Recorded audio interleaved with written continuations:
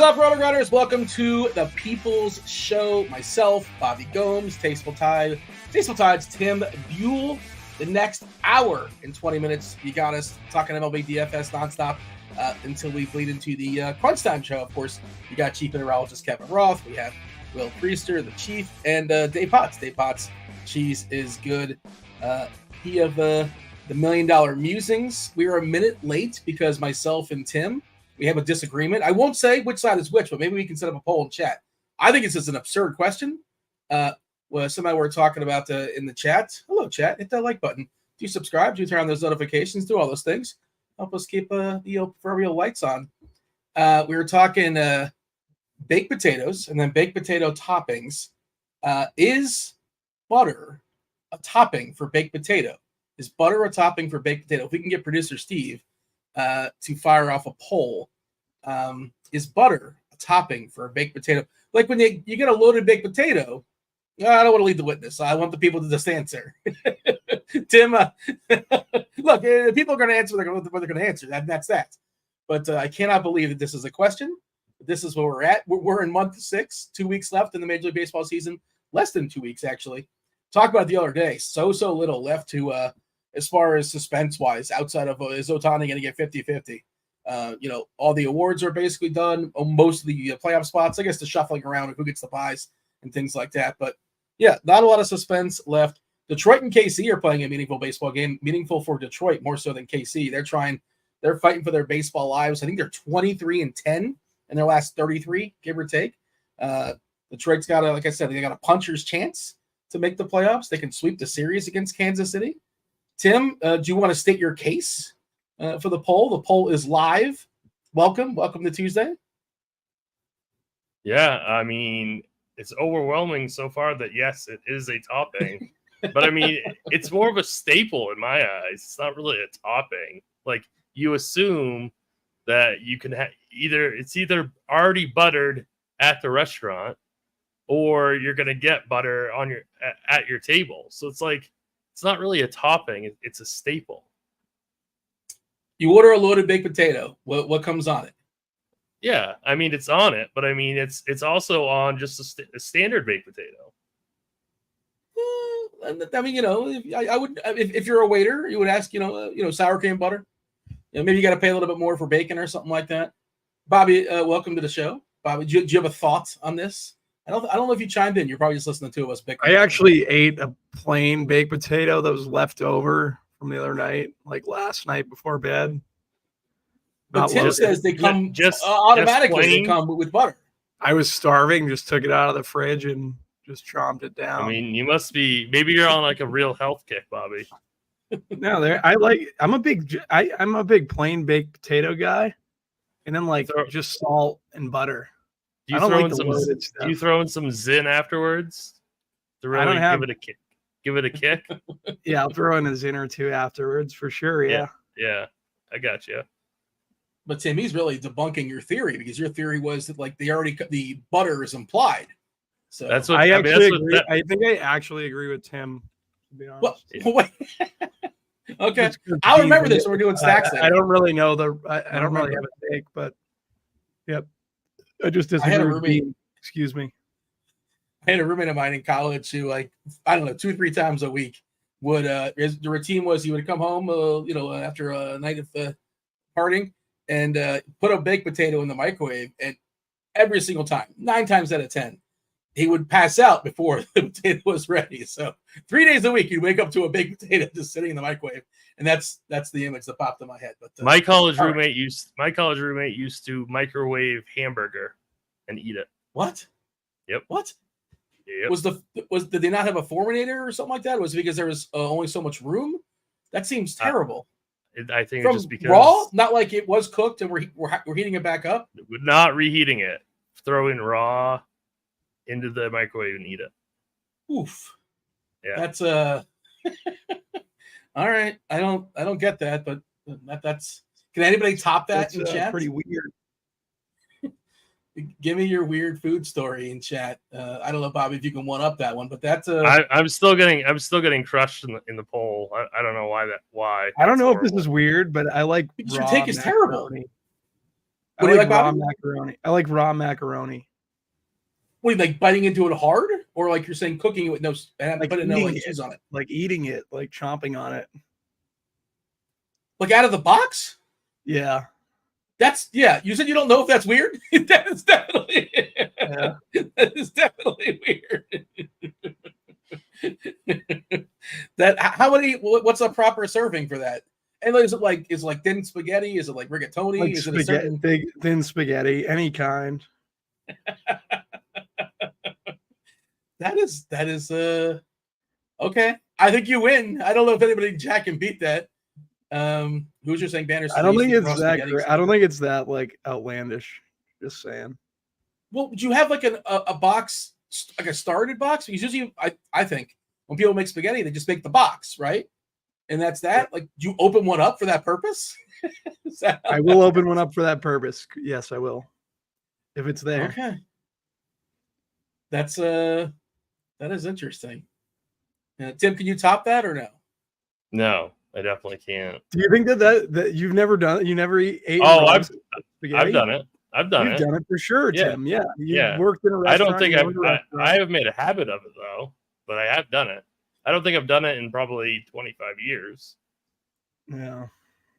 Mr. Richard puts ketchup on the English muffins. First of all, English muffins. That's not as that a starter. Weird. Like they're the worst bread based. Like, what's worse than an English muffin? But that's the lowest, right? We're doing like bagels and toast.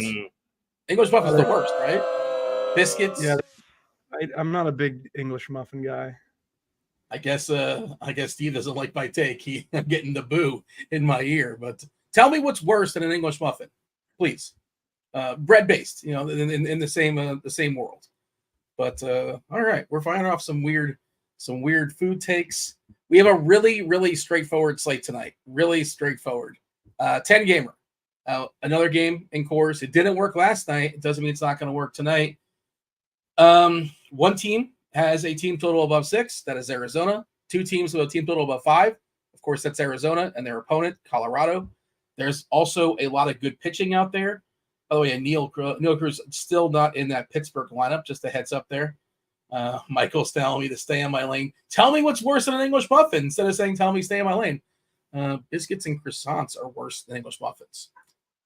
Tim, do we agree with that? That's producer Steve. Biscuits and croissants worse than English muffins? No, right? That's incorrect.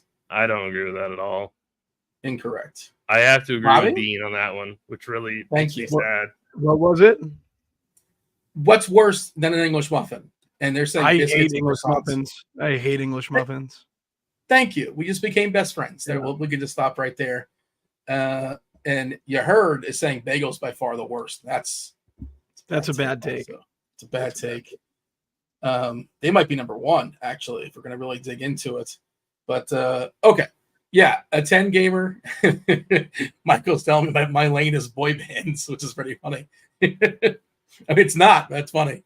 I can run off a couple if you want me to, but we don't have time for such things. We kind of do, but not necessary. Give me the screenshot here, Tim, right? It's super, super obvious. It's just like we know what the obvious thing is. The obvious thing is you're supposed to play cores, you're supposed to stack cores. Biggest total on the board. There's a lot of good pitchers out there. Wheeler, Reagans, King, Heel. He's up and down, obviously. We're not necessarily looking to pick on him. Hunter Brown, Eovaldi's good. Bassett's fine. Wu is solid. Not a great DFS pitcher, but a pretty good pitcher. Tons of strikes. The plan of attack, like, if you're not playing against 1,000 other people or 20,000 other people or 200 other people, it's like, well, we're just trying to get the most points. You're going to play core stuff, right? But we all know this is month 6, right, Tim? The people that are still playing, it takes them 3 seconds to figure out. You're staring at the slate. Okay, yeah, I know what I'm supposed to do. I know what the book says, but I also know baseball is wonky. Give me the screenshot, and have you decided? Have you figured out? Are we leaning in on cores? And if we are, how are we getting different? I haven't decided yet. I actually haven't even decided if I'm playing cash games or not. There's very few things going on in the lobby, so I'm probably not. I'm probably just going to play one single entry team on both sites. I'm happy to answer any kind of cash game questions. I did run some optimals beforehand just to see what was going on, so feel free to ask and chat. But yeah, it's clearly obvious, like the bats on the slate. I mean, it's obviously cores, but one thing is pitching is not obvious. There's a lot of different ways you can go with pitching. And there's also, I think, some relatively decent pivots when it comes to hitting. So I think it's pretty easy to build contrarian lineups while still getting Coors exposure. So I think that's a pretty easy thing to do on this slate. Obviously, in cash games, you're going to try to get to as many Arizona bats as you can, but you're only going to get to so many. I'm not even really sure. I mean, optimizers want you to play Wheeler. I'm not even sure if I would play Wheeler in cash. Like, I'd probably play Cole Reagans first and then kind of go down a little bit lower for my SP2 because it's a big slate and you're gonna need production from your bats in cash games. So I don't think I would. I don't know if I would pitch Wheeler in cash games or not. I'm not pitching him in single entry right now tonight. Yeah, we have Wheeler slightly ahead of Reagans, and I prefer Reagans as well. I would not be surprised if Reagans gets more ownership. He's cheaper. I think he's got a better matchup there against Detroit. Feels like more of a meaningful game as well. There's a chance he goes 7 innings here if he's pretty efficient. Long leash here for Reagan. So I prefer him over Wheeler. I'm not going to besmirch. And if you get them both, somehow that's spectacular as well. But obviously at some point, salary comes into play. By the way, back to the chat. Lord King Guru says, I'm in England. We just call them muffins. English muffin. So what do you call a muffin? Like, what do you call like a blueberry muffin? What's that called? And also, like, shout out, was it like 10 o'clock at night over there playing some MLB DFS? Is that popular over there? Do people? I'm curious how popular. I know they had Cubs in St. Louis in England not too long ago. I think the Yankees and Red Sox also played a series over there. But yeah, I didn't really. I know basketball obviously more international than baseball. Well, I guess baseball, it depends upon. But yeah, now you got my curiosity. What do they call muffins? Huh. What do we think they call muffins, Dan? This is throwing me off. You know what a blueberry muffin is, or any of those of a sort, like a bran muffin? What are those called? If muffins is already taken. Not sure. All right. Give me you got nothing, Dan. I got nothing either. I wonder if they call them. Bobby, your screenshot, how are you seeing tonight's slate? How are you gonna be different? What kind of stands out for you? I think I might do the opposite of Tim and basically not play Coors 5-mans. I'll play 3-mans and just get different at pitching. I mean, not get different. I'll play Wheeler. I'll play Gill. I'll play, you know what I mean? Just not fully fading Wheeler up top. Interesting. Yeah, I'm still kind of like bouncing back and forth. And what I'm probably going to do, and I'm kind of like Tim, where we focus mostly on like 500 opponents, single entry, 3-entry max stuff. It's just kind of a lineup construction thing where I'm not going to fully stack cores and I'll do like 4-3-1, well, something of that sorts. Just kind of have a one-off that could be a potential difference maker. That's what I wrote about today in the survey. I have somebody in mind. We'll get to it later on. But yeah, it is really, really straightforward as far as it's like Producer Steve's telling me it's American muffins is what they're being called, what they're called. But I don't know. Maybe that's what it is. I don't know if Steve has spent time over there in Europe and England, but maybe that's the case. I couldn't tell you. All right. Yeah, ownership-wise here, Tim, as far as the slate, again, we're seeing Wheeler and Reagans, 36% for Wheeler, 33% for Reagans. It sounds like we prefer Reagans over Wheeler. I know those that contributed to the survey as well preferred Reagans. So it's a small sample, but if I feel like Reagans is going to be more popular, he's cheaper as well. The difference in salary can certainly make a difference. Might really need to be pinching pennies. McGill is like the cheapie. Tyler McGill taking on Washington, 23%. He looks like the third most popular pitcher. I'm going to give it a refresh. Maybe we have something changing as the show has progressed. Obviously, they were tinkering all the way up to the wire. Okay, yeah, about 5 o'clock was the last time they had an update for this, so nothing has changed on my page. 16% for Woo. He's kind of cheap, a tough matchup, obviously, against New York. I thought Basset will be a little bit higher because he's pretty cheap. 15%. Heel at 13. I think it's a really interesting tournament play. Lance Lynn gets better. The absence of O'Neal Cruz.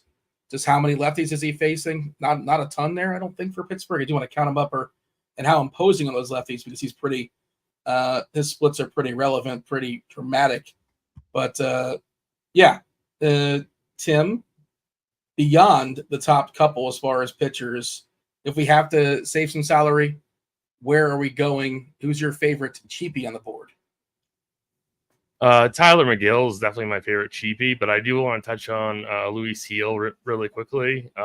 He's probably, I think, my favorite large field tournament pitcher on the entire slate. Like, his control can be absolutely awful, but his K stuff is also fantastic. Going up against this tremendously high strikeout Seattle team, he's under 9K. He's coming in, I guess, at 13%, which is not really that high at all. I really like him today. I'm considering so many pitchers today just for my single entry team. It's really, really hard for me to like decipher what I'm doing right this second. But I'm really considering playing Heel at 8,800 just for the upside.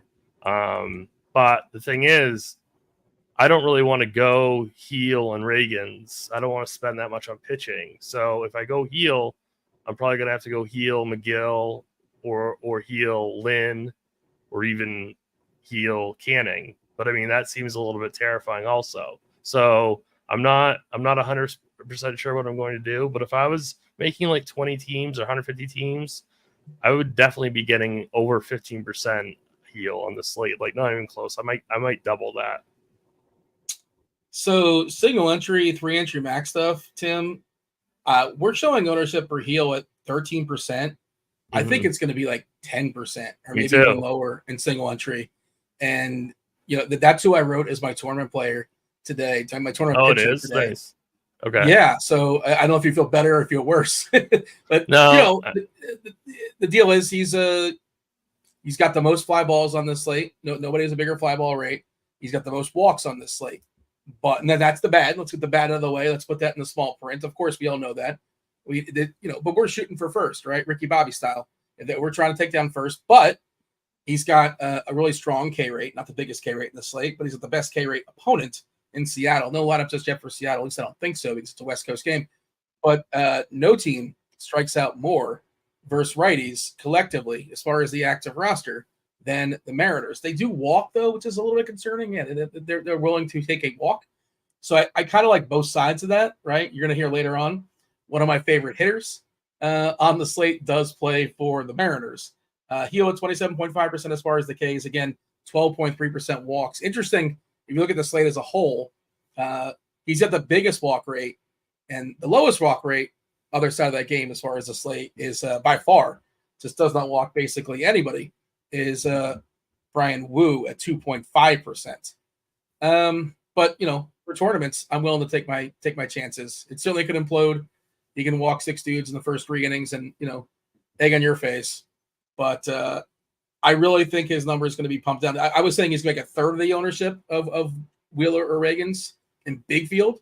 I think it might be like a fourth, maybe even a fifth in single entry, 3-entry max. But don't do you get what I'm saying though? It's kind of like a lineup construction thing with him because he's at that awkward price where I don't want to go pair him with like something more expensive, but I also don't want to pair him with something lower because that's a ton of risk in your pitching spots. So it's kind of a weird price point. I don't know. I mean, it's just tough because I don't think like McGill or Lynn or Canning are like unbelievably safe. So it's, I don't know. Do you get what I'm saying though? There's an opportunity cost of pitchers too. Right. Right. You can punt it off, but your punt kind of has to give you like 15 points. By the way, this is kind of a big story. Arizona, their lineup just dropped. Salary might be opened up a little bit because there's no Ketel Marte. If you're stacking Arizona, no Marte. Carol Perdomo, the light hitting shortstop, is batting second. Jock Peterson, Walker, Smith, McCarthy, Suarez, Guillerme's in there too, and Herrera. So there are several pieces here for Arizona. Who else is missing? I'm kind of looking at their lineup, trying to figure out on the fly. With Walker's in there, Smith, McCarthy's in there. Oh, no, yeah, Pavin Smith's in there. Guillerme we did not expect, but and Herrera, did we anticipate Herrera or Montero? I don't recall which catcher we had, but definitely the lineup is shuffled up. We had Marino. Okay. Bichette, by the way, playing baseball tonight for Toronto. Just a heads up. Their lineup just dropped. Leo Jimenez in the lineup. No Addison Barger. No Joey Loperfido. Bobby, is that change things for you with no Ketel Marte? Were you in on Ketel? I was in on Diamondback stacks. I was interested in like the Luis Hill conversation. I think I'm going to be over on Luis Hill. Like Tim said, I just think he's a really good tournament play. Tyler McGill too Tyler McGill is going to be my second highest owned. You guys are not on Wheeler. I'm on Wheeler and I'm not on Reagan's, which makes me a little nervous. Take me through that thought process. I know Milwaukee's a better offensive team. I think it's more of like a GTO situation where I think the majority of the field's going to go to Reagan's and I'm just going to play Wheeler. So the counter to that is, and I'm not saying it's right, is that we currently have Wheeler ahead ownership-wise by a tick. It's basically but you just said that everyone in expert survey has Reagan's listed ahead of Wheeler. But that's 3 people. That's 4 people. Yeah. But yeah, in a small sample. And I saw everybody else write up Reagan's, and I'm like, I was the 4th person. I was last. I still made the deadline, but I was the last person. You happen to see what everybody else puts. And I'm like, well, I don't want to put the same. Let me throw somebody different in there. And I wrote up Heel. It's like, my favorite pitcher is Reagan's, but like all things considered, if you're kind of weighing ownership stuff, I think Heel is really interesting. It just gave the readers something else to think about. And I like both of them plenty. And Wheeler, I think is fine as well. I just like Reagan's a little bit more. But Wheeler's more expensive, and they're basically the same to me. Is sort of where I'm at on it. And if we're seeing Wheeler's ahead ownership wise, and again, this stuff does change. So I don't know. Who do I think is going to outscore the other? I think it's like 51-49. And Reagan's is cheaper. And in theory, I guess maybe he's going to be a little bit less owned, but basically the same. So at least is that how you feel, Tim? I'm assuming you think Wheeler's fine. It's just that if you're only going to get one of the two, you probably take Reagan's over him. That's exactly it. I have no issue with people playing Wheeler. I have no issue with people being overweight on Wheeler. I just prefer Reagan's, and I know that I'm not going to be double spending up on pitcher. So I have to pick one. There are other good pitchers in this slate that, speaking of pitchers that might get ignored, Eovaldi, 10%. The pitchers in the San Diego-Houston game, Bobby, Michael King, at 3%, we currently have that. Which I did like a double take when I saw that. 3% is currently his ownership projection. Now he's a little bit more expensive, 9.6K. Hunter Brown on the other side, 5%. It wouldn't surprise me if this is like a 2-1 game in the 6th, and both these pitchers get there. Where do you have King and Brown, Bobby? If you're running out a bunch of lineups, it's obviously not hard to get over the field on it. King, I have it 6%, and Brown, I have it 4%. So I have it the reverse. I'm not getting a ton of either. Okay, you just whatever the ownership is, you take that and you're not taking any big stands, basically. I like Heel and McGill. Like I think Heel and McGill are the 2 stands that I want to take, and then Wheeler over Reagan's, and I'm going to be under on Reagan's. Neither the Padres or the Astros, they don't strike out. I mean, I don't care that it's Michael King. And there's no way I'd play Hunter Brown this slate. Michael King, I guess, has a ceiling against anybody, but he's not cheap. He's 9,600, I think. Yeah, he's 9,600, and this Astros team they don't strike out. So I don't see a reason to kind of take that risk for a very limited ceiling. Bobby, talk to me about go ahead, Bobby. No, I agree with Tim. There's just no strikeout upside. So I would imagine that's why I'm not getting a ton anyways. Do you want to expand on Tyler McGill, Bobby? It sounds like he's one of your favorite pitchers, and he is sort of the de facto cheapie, coming in a little bit more owned than, I don't know if we're going to call Chris Basset a cheapie, 8-1, kind of a mid-tier. Why is McGill your favorite SB2? Yeah, he's going up against Washington. Team totals 3.7. I just think from a perspective of just getting Washington and the value at 7.7, like it's in between basically. Well, I guess Heel is up at 8.8, so it's just I prefer the savings from Heel, but I really like Heel otherwise as well. All right, but you said, Tim, you're debating between a lot of different pitchers for your single entry, right? There's 22.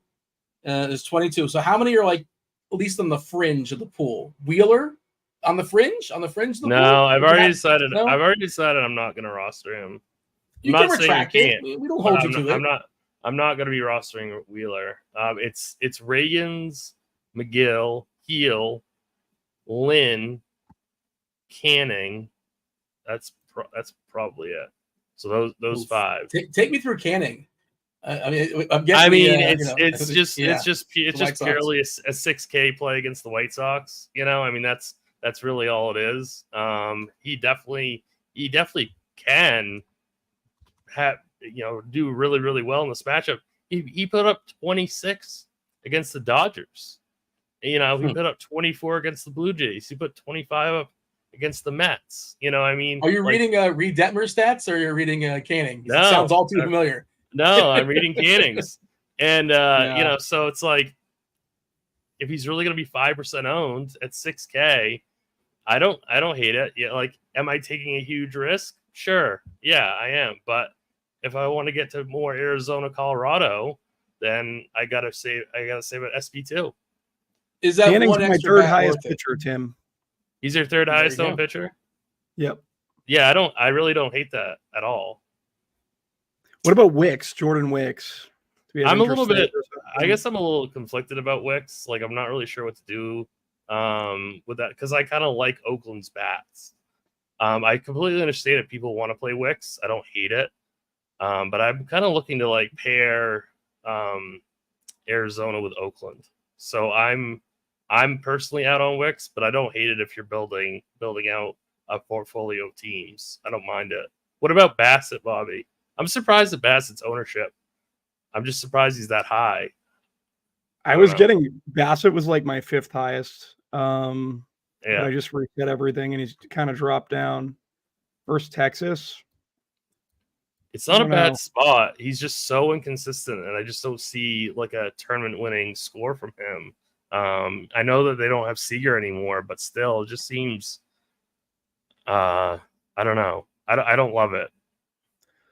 Bassett has like count 15, the lefties. I think you we gotta count the lefties for Bassett, right, Bobby? I think we say this every Tuesday show. Bassett has like 15 different pitches, and all of them stink. Yeah, but you never know what's coming. You never know what to expect here. You want to face as many righties as possible if you're rostering Chris Bassett on the season. His Ks jump up to 25.9%. The walk rate down to 5.5%. The ISO is awesome at just 73. The WOBA is locked, also pretty solid at 278. The absence of Seager does make Bassett more rosterable. Who are the lefties here? Josh Smith, not really afraid of him. Nate Lowe, Heim. This is the official lineup, correct? Yeah. Leo Tavares. It's not a great collection of lefties. I don't like watching Bassett. He's frustrating because he just kind of picks the corners. He doesn't like to give in. If you watch him, like you said, Bobby, he doesn't have like the great stuff, right? He has to kind of like outsmart you almost.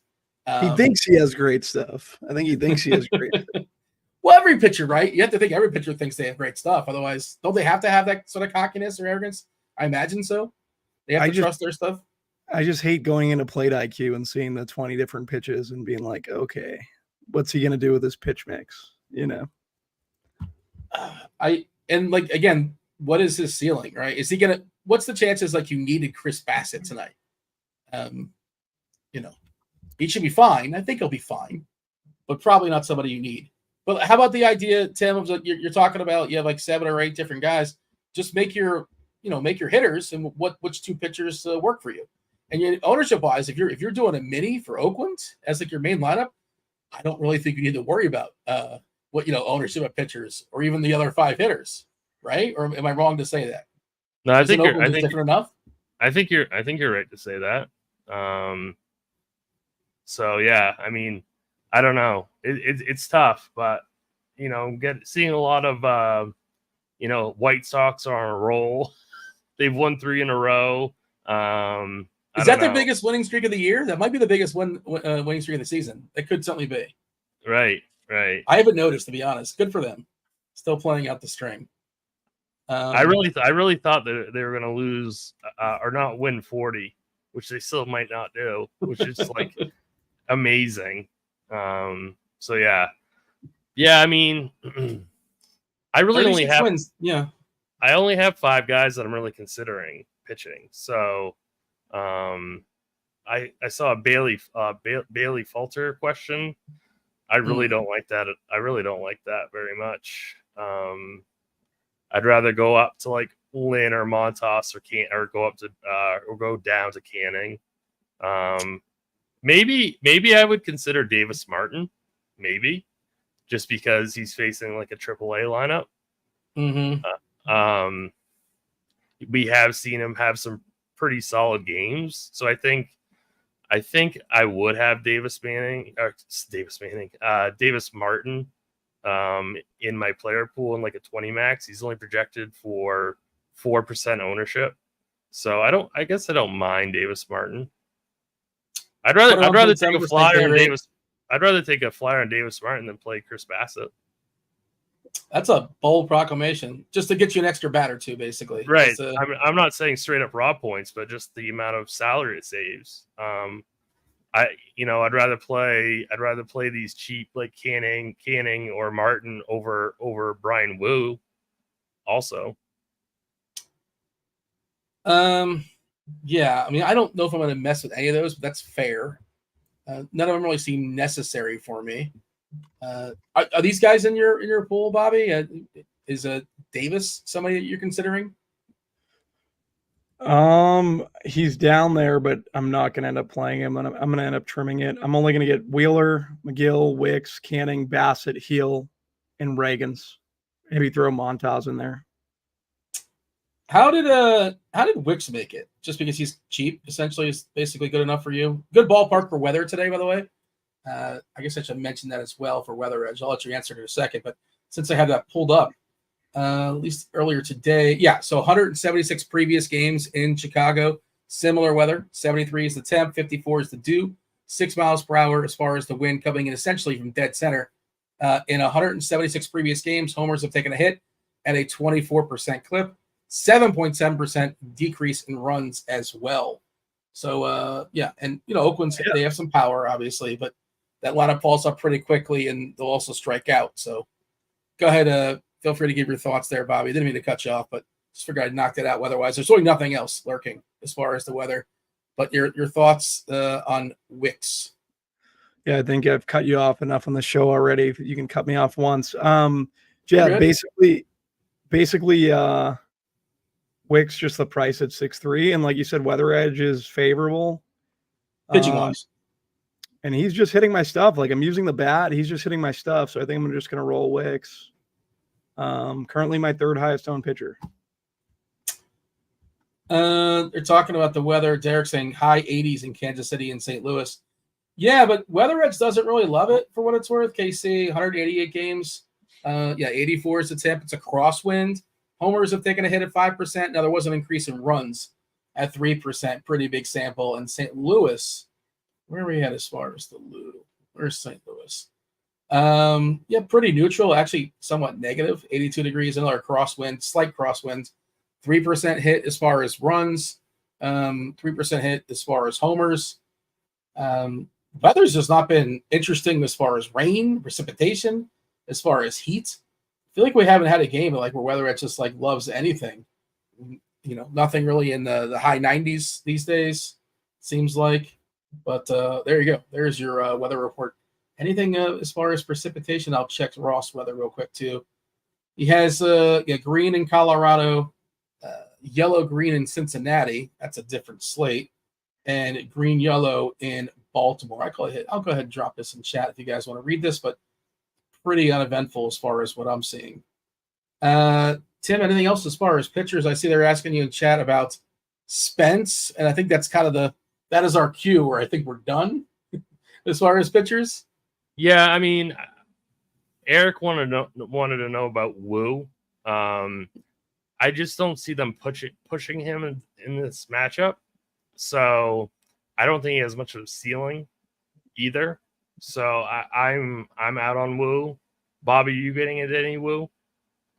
I can't work with Eric today if he's going to be on Wu. It's not his worst, moment in chat. I mean, it's a legit question. So no, I have no Wu. Yeah, I wouldn't play Wu. The Mariners still think they have a chance to make the playoffs, I guess. Yeah. So, yeah. But that's the thing. Like any sign of trouble, they're gonna pull him. That's the thing. Like this is a very, very important game, and I think if there's any sign of issues, he's gonna get pulled very quickly. 89 last game, 88 before that, 69 before that, 94, 87. Like he's not going to go too deep. 6 and change if he's efficient, and he's a guy that can be efficient because no walks in 3 of his last 4 games. If you ever can get like a good line and like 0 walks, or less than a half a walk, I suppose. I've not pulled it up in the market, but he just doesn't walk anybody. Basically, he's been getting hit hard as far as homers. He's given at least 1 homer in his last 5 games, and he's facing the Yankees. I know it's a ballpark that subdues homers. It's a ballpark downgrade, but not a K savant. He can be efficient theoretically because just if BABIP's on his side, the ball's going to be put in play. But I don't really know what his upside is. What you guys are saying, and seems a little bit too expensive at 8.6. I know there's a game theory conversation, but 8.6, it just feels like he should be cheaper. McGill seems just as good, if not better, for 1K less. All right. Anything else going on in chats as far as I know they wanted to know about the umpires. The umpires. Do we have anything? Yeah, we only have one extreme, and that's in Houston, San Diego. Extreme pitcher. It's Bill Miller's son. I do love. You see, Bill, I just like the idea of Bill Miller taking his son, just kind of like teaching him. Now, see, most people they think that's a ball, but that's a strike, son. That's like, you think he sat him down in front of him, and they just is that what the hours of grinding tape and him saying you got to give 3 inches each way. I don't. Those are the father son. It's great. He's following in his footsteps. Yeah, nepotism, but I'm sure Brandon Miller is a super qualified umpire, and I shouldn't say that, but maybe. You can say that. It's 100% nepotism. Sometimes the person coming after is actually good and worthy and just, but not always. Like Dean, if you had a kid, let's just say he might be the next host coming on a RotoGrinders. I thought you were going to go somewhere much worse. Well, you think I'll put a good word in for him. I'll be like, you might want to check out this guy, 7. Is that name been taken? I'm going to call him 7 if that's agreeable by all parties. But well, it's like race car drivers, for years. That's there's other fields too, of course. But anyways, we're getting off the rails. That Brown King game might be a bit of a pitcher's tool that we're just ignoring those pitchers, and I feel like we probably shouldn't. I just don't make enough lineups to get there. I don't think. We'll see. But I'm okay with both officially, but they're just not on the podium for me as far as my favorite targets. Tim, we got anything else as far as pitchers? Do you want to give the people the summary? Sure. So I think it's Wheeler and Reagan's possibly for cash games, or go Wheeler McGill, or go Reagan's McGill. I think personally I'd go Reagan's McGill. And then other pitchers that I'm considering for single entry are Luis Heel, Lance Lynn, and Griffin Canning. Those are the 5 pitchers that are currently in consideration for my single entry team. By the way, your boy Tim in chat, Broccoli's not paying attention. I mean, that's just he's not. Just we should ban him. I think he's on delay. I think he's still talking about baked potatoes. I don't know if he's watching on delay. He's at 1.5 speed trying to catch up. but he was I don't know if he was power ranking what he throws on his big. Yeah, he just got here, and I guess he starts it from the beginning. If you just get here, do you not just go live? I don't know how that works. By the way, do you want an update in the poll? I don't think you want one. Is butter a topping for baked potato? 83% say yes, Tim. So I mean, I don't know what sample size you need to take the L, but it's not looking good for you. It's not looking good. So I mean, are you frozen, or you just can't believe the poll?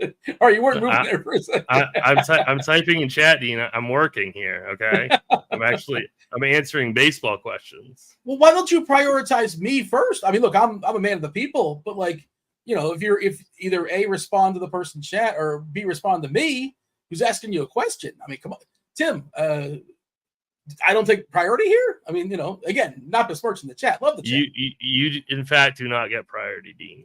That is this is a conversation, though. That is just me talking to myself. All right, well, fair enough. I guess, but I'm sure you answered the question fabulously. And that one person is happy. This one person, a little less happy, but you know what? I can pivot. I can go to Bobby. Bobby's going to talk to me, I think. Bobby, anything else you want to say as far as pitchers? I'm like the same as Tim, except I'm not pitching Reagans and I'm pitching Wheeler up top. Like it's literally the same. Wheeler and Wicks are going to be in my pool, and Reagans is going to fall down to the bottom for me. By the way, shout out to Nikola Jokic, who's in chat, pumping up Westbrook. Westbrook going to be great for us this year. I don't know if you guys know this, but it's the offseason. I figured Jokic would still be at the track with his ponies. I don't know if he's out here working, getting in basketball shape. But, good to see him. They had a good run there in the Olympics as well. I don't know how good it's going to be. I like Westbrook, but it might be over. Might be over for Westbrook. Going to be the sixth man, I suppose, for He's Denver. Too old for Dean. He's too old for Dean Westbrook at this point. I mean, he's a fun player, but like just the math, right? The math caught up with him. 3 is greater than 2, and he's not the best at hitting the 3, and he's a little careless with the ball, but spectacular career. And especially the injuries he had, he's still like blazing fast.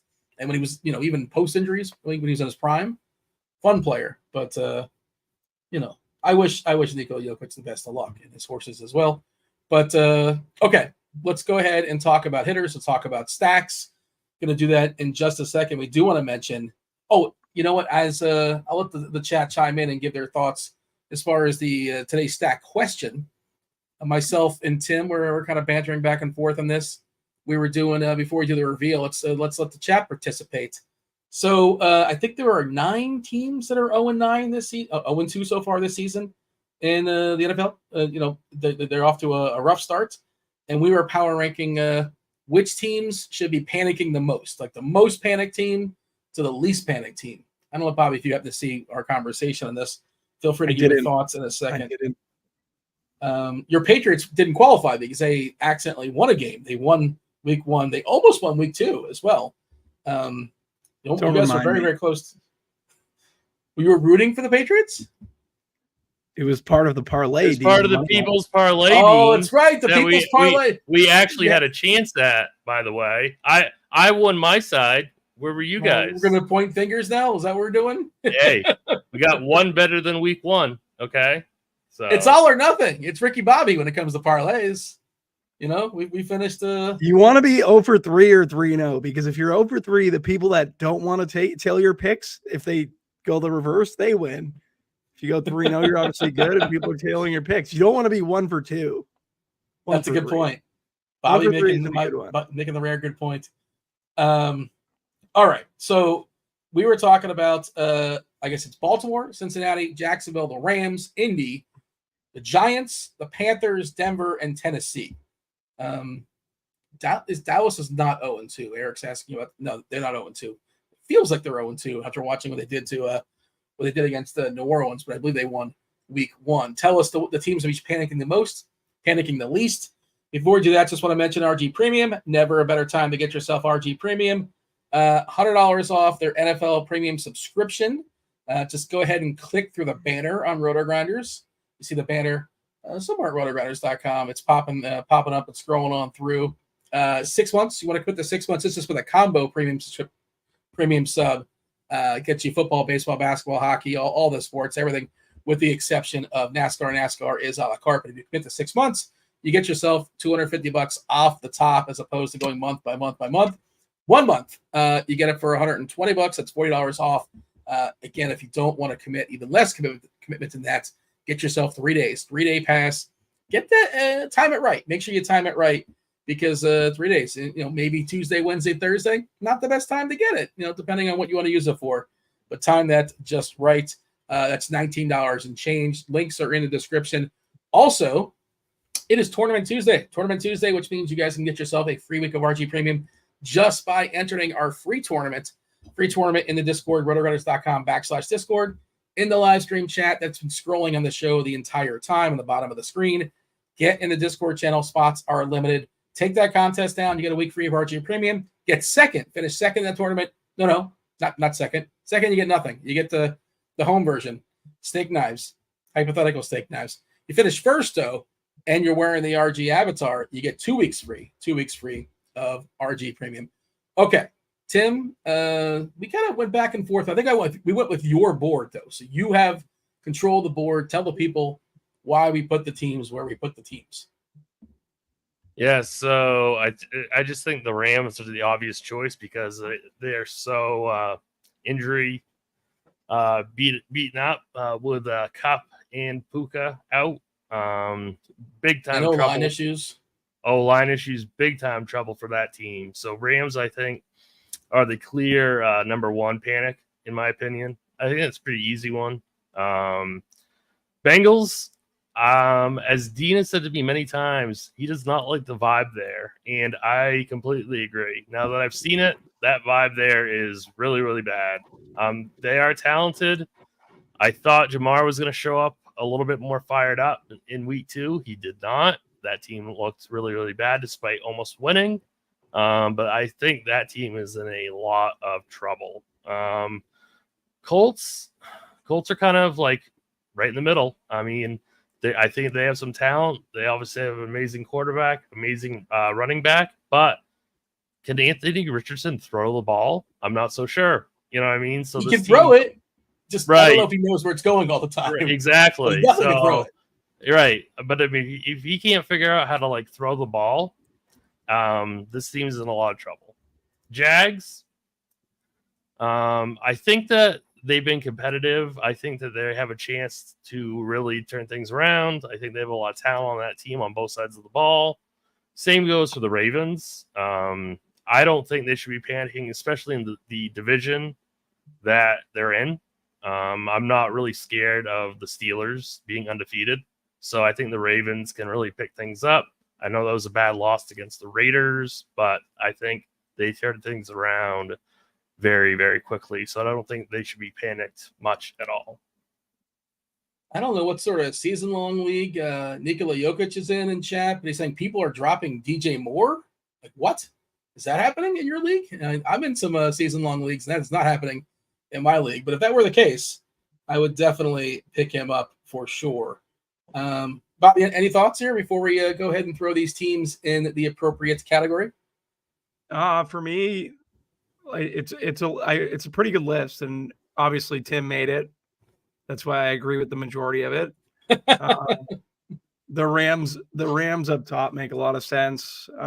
Just with Cup and Puka, no O-line, like you said, Dean. The Bengals, bad vibes all around. Richardson analysis was good for the Colts. The Jags, the one thing that does worry about me, the Jags have no offensive line. Like, they have no offensive line. So I don't think they're out of I don't think they're quite out of it yet. In the same with the Bengals, but not to the same. I get the bad vibes from the Ravens a little bit too. Not to the same extent as the Bengals.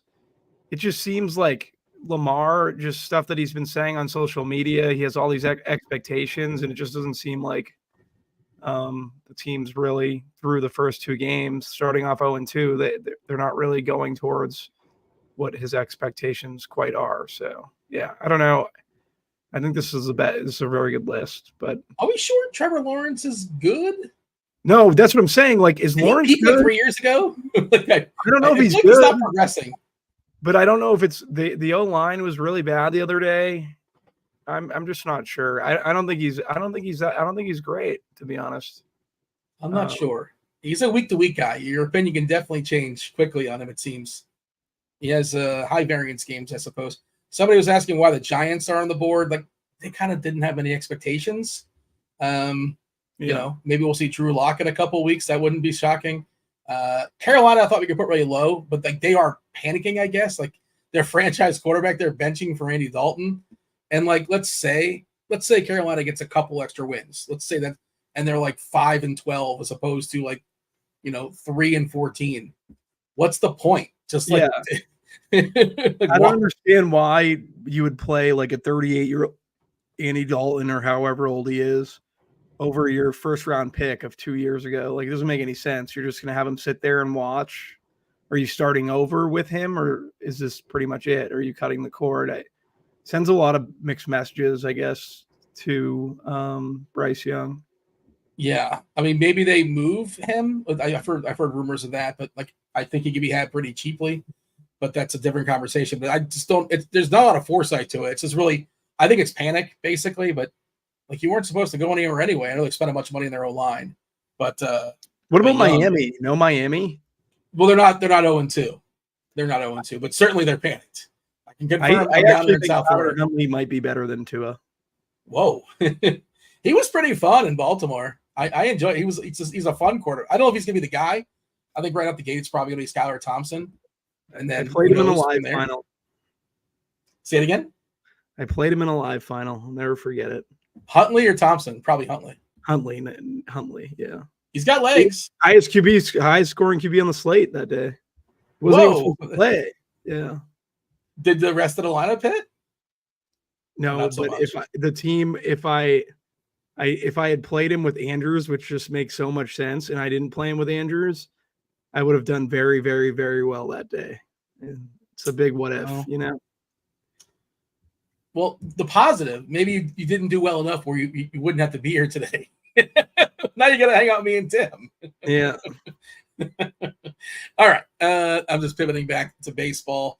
All right, let's go ahead and rank these teams. Tyler McGill taking on Mitchell Parker. No Washington lineup just yet, unless I'm missing something. Are we not out yet? I bet they're waiting on Abrams. Okay, I'd assume Abrams. Okay, yeah, that's kind of what makes sense to me as well, to see if he's good to go. Mets lineup is out. Still no Mr. Smile, no Francisco Lindor. By the way, Grimace came back to the Mets. I don't know if you guys saw that. He made another appearance yesterday. Shout out to Grimace. But, yeah, Mets pretty big favorites here. Washington 3.2 total as far as a team total. We don't know if Abrams will be in that lineup or not, Tim. But you won the coin toss backstage. You go first. Tell me we're replacing the Mets and the Nats. Okay, so the Nats are definitely going to go at the bottom. They're going to be in the Ravens tier for me. The Mets, no Lindor, kind of hurts them. Pretty weak at the bottom of that lineup. I don't mind some of these like power one-offs for the Mets, like Alonso or Vientos. I don't mind Taylor as like a value outfielder. So I guess as like a 3-man, I don't hate the Mets. So I would guess, I guess the Colts. I was thinking maybe Jags. Well, I'll go Colts. All right, Mets and Colts. And that's producer Steve was being a realist. That's where he had him. He had him placed right there in the middle. But what do we have here, Robbie? We good with we don't know what Washington's lineup's going to be. It's not going to have Bryce Harper. We know that for sure. There's not going to be any big reveal. No Jason Worth coming through. Yeah, what do you have as far as Washington and the Mets to be confirmed? Do we agree with Tim or any issues? I'm going to go both in the Jags just to get away from Tim a little bit. I have more Washington bats for what it's worth. CJ Abrams being my highest owned Washington bat at 9%. And then my highest owned Met is Alonso. Currently have Alonso at 4%. Like, I think they're both in the Jags for me. They're not two offenses that I want to get to too often. So move the Mets down and Washington up. A little bit of leverage there for Washington, I suppose. I think I'm just going to stick with Tim on both accounts. Yeah, I mean, like, it's, yeah, I just, I'm gonna lose everyone today. I just know how it's gonna go. No. It's never personal. I know how this is gonna go today. Well, let's go ahead. You set the standard here. It's Oakland at Chicago. Wicks versus Spence. Cubs are pretty big favorites here, minus 150, 8.5 total. Cubs have one of the bigger totals on the board. Spence pretty rough. That bullpen is rough as well. Not locked in for 9. Not great weather in Chicago either. Doesn't necessarily matter, but to some degree, I suppose. Where do you have the Cubs and the Athletics? Put them both on the Jags. Don't want to play either. Tim? I really like Oakland today. I'm going to put Oakland in the Bengals, and then I'm going to put the Cubs. I think I'm going to put both these teams in the Bengals. Actually, I really like the prices. Did you look at Weather Edge? I did, but I mean, it's still, these pitchers are not very good.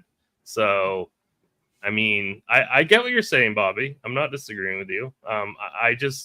I kind of like these cheaper A's, and I do like the power upside of the Cubs. So I'm going to put them both in Bengals. We're going to compromise and throw them both in Colts. So not, we're just throwing both in the middle, kind of a hedge. I know, so nobody's happy. I don't. Yeah. that just makes everybody mad. Yeah, but I think that's kind of where they should be. I think so. A's and Bengals seems a little bit too ambitious for my liking, but that you just Freaky Friday with the Eric chat. I don't know what happened there. I guess he would have put him in the Rams, but still, nonetheless, let's move on. Tim, this is your board, Philadelphia. Philadelphia taking on Milwaukee. Wheeler, one of the better pitchers on the bump, taking on Frankie Montas. 7.5 total. Naked HD in chat saying, I am not for the people. You're not, Dean. You never have been. It's pretty obvious now. Yeah, I don't know how to make everybody happy. I've been saying it for years. I've been saying it for years. It's true. You were the first to figure it out. I'm a big fraud. I'm not for the people. Yeah, Tim, what do we have as far as Philadelphia? They are locked in for 9. Lineup kind of falls off a bit there. No Baum in the lineup there, but of course Schwarber, Harper, those guys have slate breaking potential. Milwaukee still big hole in the lineup without Christian Yelich, but we've adjusted to life without him. But I don't really want to pick on Wheeler. If you want to do the leverage thing, by all means, I suppose. But Tim, set the board as far as Philly and Milwaukee. Still nobody in the upper echelon as far as hitting today, and that's kind of the slate too. We'll see if it changes. Yeah. I'm not going to pitch Wheeler, but I don't necessarily want to pick on him. So I'm going to put Milwaukee in the Jags category just for the leverage purposes. And then Philly, certainly great top half of this lineup. Montas is pretty hit or miss. I think I'd put Philly in Colts, but they're leaning kind of close to Bengals in my opinion. But I'll go Colts. That's where Steve was leaning too. Jump in here, Yeah. Bobby. What do you got as far as Philadelphia and Milwaukee? I have Philly and Colts, so we're in lockstep there. In terms of Milwaukee, let me just see real quick. Computer's freezing up on me. You're running the Sims on us here? Is that what we're doing? Yeah, we're running I just wanted to rerun my Milwaukee projection. popping at all? Nope, doesn't look like any Milwaukee's popping. Let's put Milwaukee and Jags. I agree with Tim, unfortunately. If one of you would have said Bengals for Philly, I would have agreed. But you guys both stuck him in the middle, so that's it's a democracy. Two versus one. That's what we're gonna go. We're gonna keep Philadelphia right there with Anthony Richardson, and then move on. Bobby, the board is yours. Next game is Detroit and Kansas City. 8 total. Casey Mize taking on Cole Reagans. Reagans minus 160 favorite. Detroit really, really, really wants to win this game. Important game for wild card stuff. One of the few, things that are still happening in the next 10 days or so, as far as figuring out, we talked about it. The awards are already done. We already know who's winning every award, the meaningful ones. So Detroit's got a shot. I think 11% chance according to Fangraphs. Casey basically in, not for sure, but they're most likely going to get in there. Bobby, where do we have Tigers taking on Reagans and Kansas City? Again, another team adjusting to life without one of their best hitters. No Vinny P, no Vinny Linguini. I would think you'd like Vinny P, considering your aptitude for pasta. Both cooked and not I'm gonna cooked. all right, I'm gonna put KC just to get it out there quickly. I'm gonna put KC in the Bengals. Okay. Like Witt, like Massey, like Perez, like Renfro, like all the guys from KC that we need to like. And then Detroit, I'm gonna put Detroit in the Colts rather than the Jags, which I think Tim's gonna go Jags or Ravens on Detroit. Yeah. This might have been like a good point for like taking a stand, but on the scoreboard, this might hurt you. Now jump in, Tim. What do you got? I'll be right at the end of the night, though. All right. I got KC in the Bengals. I agree with Bobby there, and then I'm going to put Detroit in the Ravens. Oof, even lower than Jags. I did want to count the lefties and the righties as far as Reagan's because we don't have his reverse split Ks on the season still is a thing. There's 4. 4 lefties, so 5 righties. Is that correct? Yeah, it's good math, Dean. Well, I wasn't sure if you're counting the lefties or the righties because, left on left is good too. And, it's not bad, but we kind of want righties against Reagan's, which is a little bit different. His case in the season at 32% versus righties, 20.9% versus lefties. And collectively 28.1%. There's a lot of, I think there's a chance Reagan's like strikes out like 8, 9, 10 here. I think 8's probably like the line. I think it's 7.5 in the books. Double digits could be on layaway. So hope not. The only argument is leverage, I suppose, right? Because he's probably going to be the most popular pitcher. And also motivation. Detroit is a motivated team. I thought Wheeler was going to be the most popular pitcher, Dean. You said Wheeler was going to be the most popular pitcher. I told you what the ownership was saying, but we all kind of agreed that it might be just a tick wrong. It's going to be close. It's going to be close between those two. And maybe that'll change. I'm going to give it a refresh. I'm curious if it did change, but let's go ahead and keep KC and Cincy, the Bengals, that is. And Detroit, we're going to put them in Ravens. That's where you wanted them, right, Tim? Yep. Okay. We'll put them in Ravens. Let's see. Ownership. Got a new batch. You guys aren't going to believe this. This is, I don't get it. But the distance has expanded. Wheeler, as far as ownership, he's at 35.9 and Reagan's at 28.8, which this is an algorithm. It's above my pay grade, but I don't agree with that. We shall see. Maybe Dave will chime in. I'm sure that Dave will have a thought. He will. He's bold enough to say, hey, every once in a while, they might have goofed and got this wrong. Let's move on. But yes, kind of surprising that the gap is widened there. Toronto and Texas. This is Bobby, Chris Basset taking on Anola's 19 pitches that are all kind of mediocre. Taking on Eovaldi. We got to do Pitt and St. Louis, Dean. Did I skip a team? Yeah. Oh yeah, I did. Yeah. All right. Okay, so this is still. Yes, thank you, Steve. Thank you. I wish I could do that. Give me that power. I mean, you got to get a soundboard, maybe. I mean, I've been talking to Steven and Devin about getting a soundboard for years. Still might get one for fun and for drops and things of that sort, like a morning show or something. Maybe it's a terrible idea. I'm not sure. Pittsburgh and St. Louis, 8 total. As Tim, we've got to make sure we get the Bailey Falter taking on Lance Lynn. Speaking of counting the lefties, you want to see how many lefties are facing Lance Lynn. You got Rowdy Tellez. You have the switch hitting Reynolds. And is that it? Is it just 2? Are there only 2 lefties against Lance Lynn? That was my math. I think that is correct. Which means Lance Lynn probably in play. Yeah. Probably in play. I really like Lynn tonight. I'm putting Pittsburgh in. I'm going to put Pittsburgh in Ravens. St. Louis, I don't mind them, and they're fairly cheap. Like Luke and Baker at 3,200. I think Mason Wynn is in play. I think this stack is somewhat interesting. So I guess I'll just go Colts for St. Louis, but they might even be better than that. It wouldn't surprise me. Tim, as I go to Bobby, give me the pinch hit risk for Luke and Baker. I want to have that ready when after we get to Bobby. Bobby, any issues here with the board? We have Pittsburgh all the way at the bottom, taking on Lance Lynn, and St. Louis right in the middle. They are pretty cheap.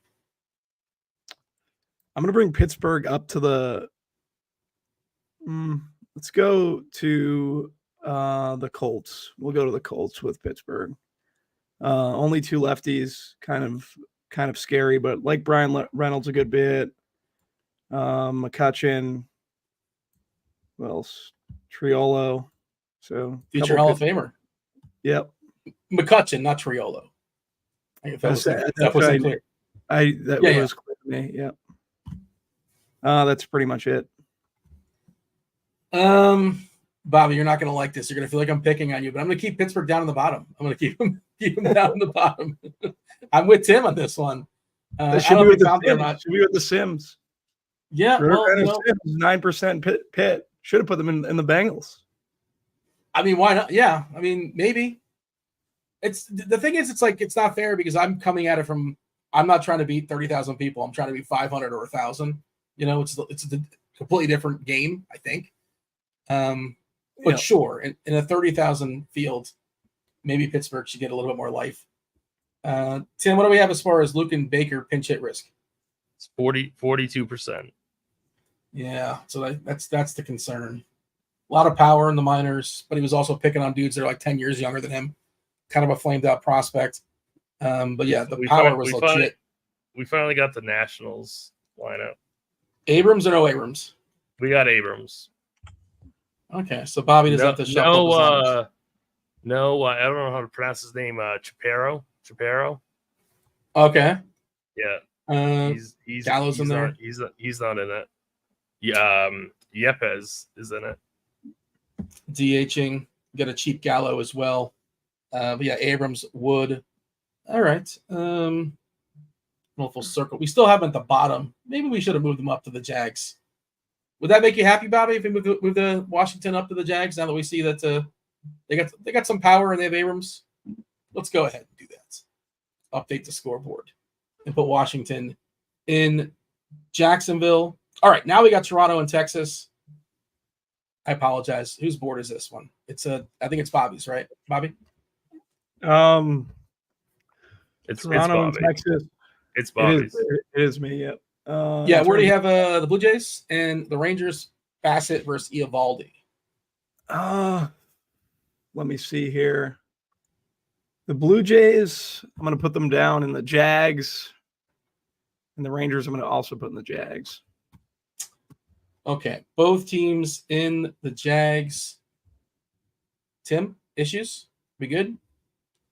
I really don't have a problem with that.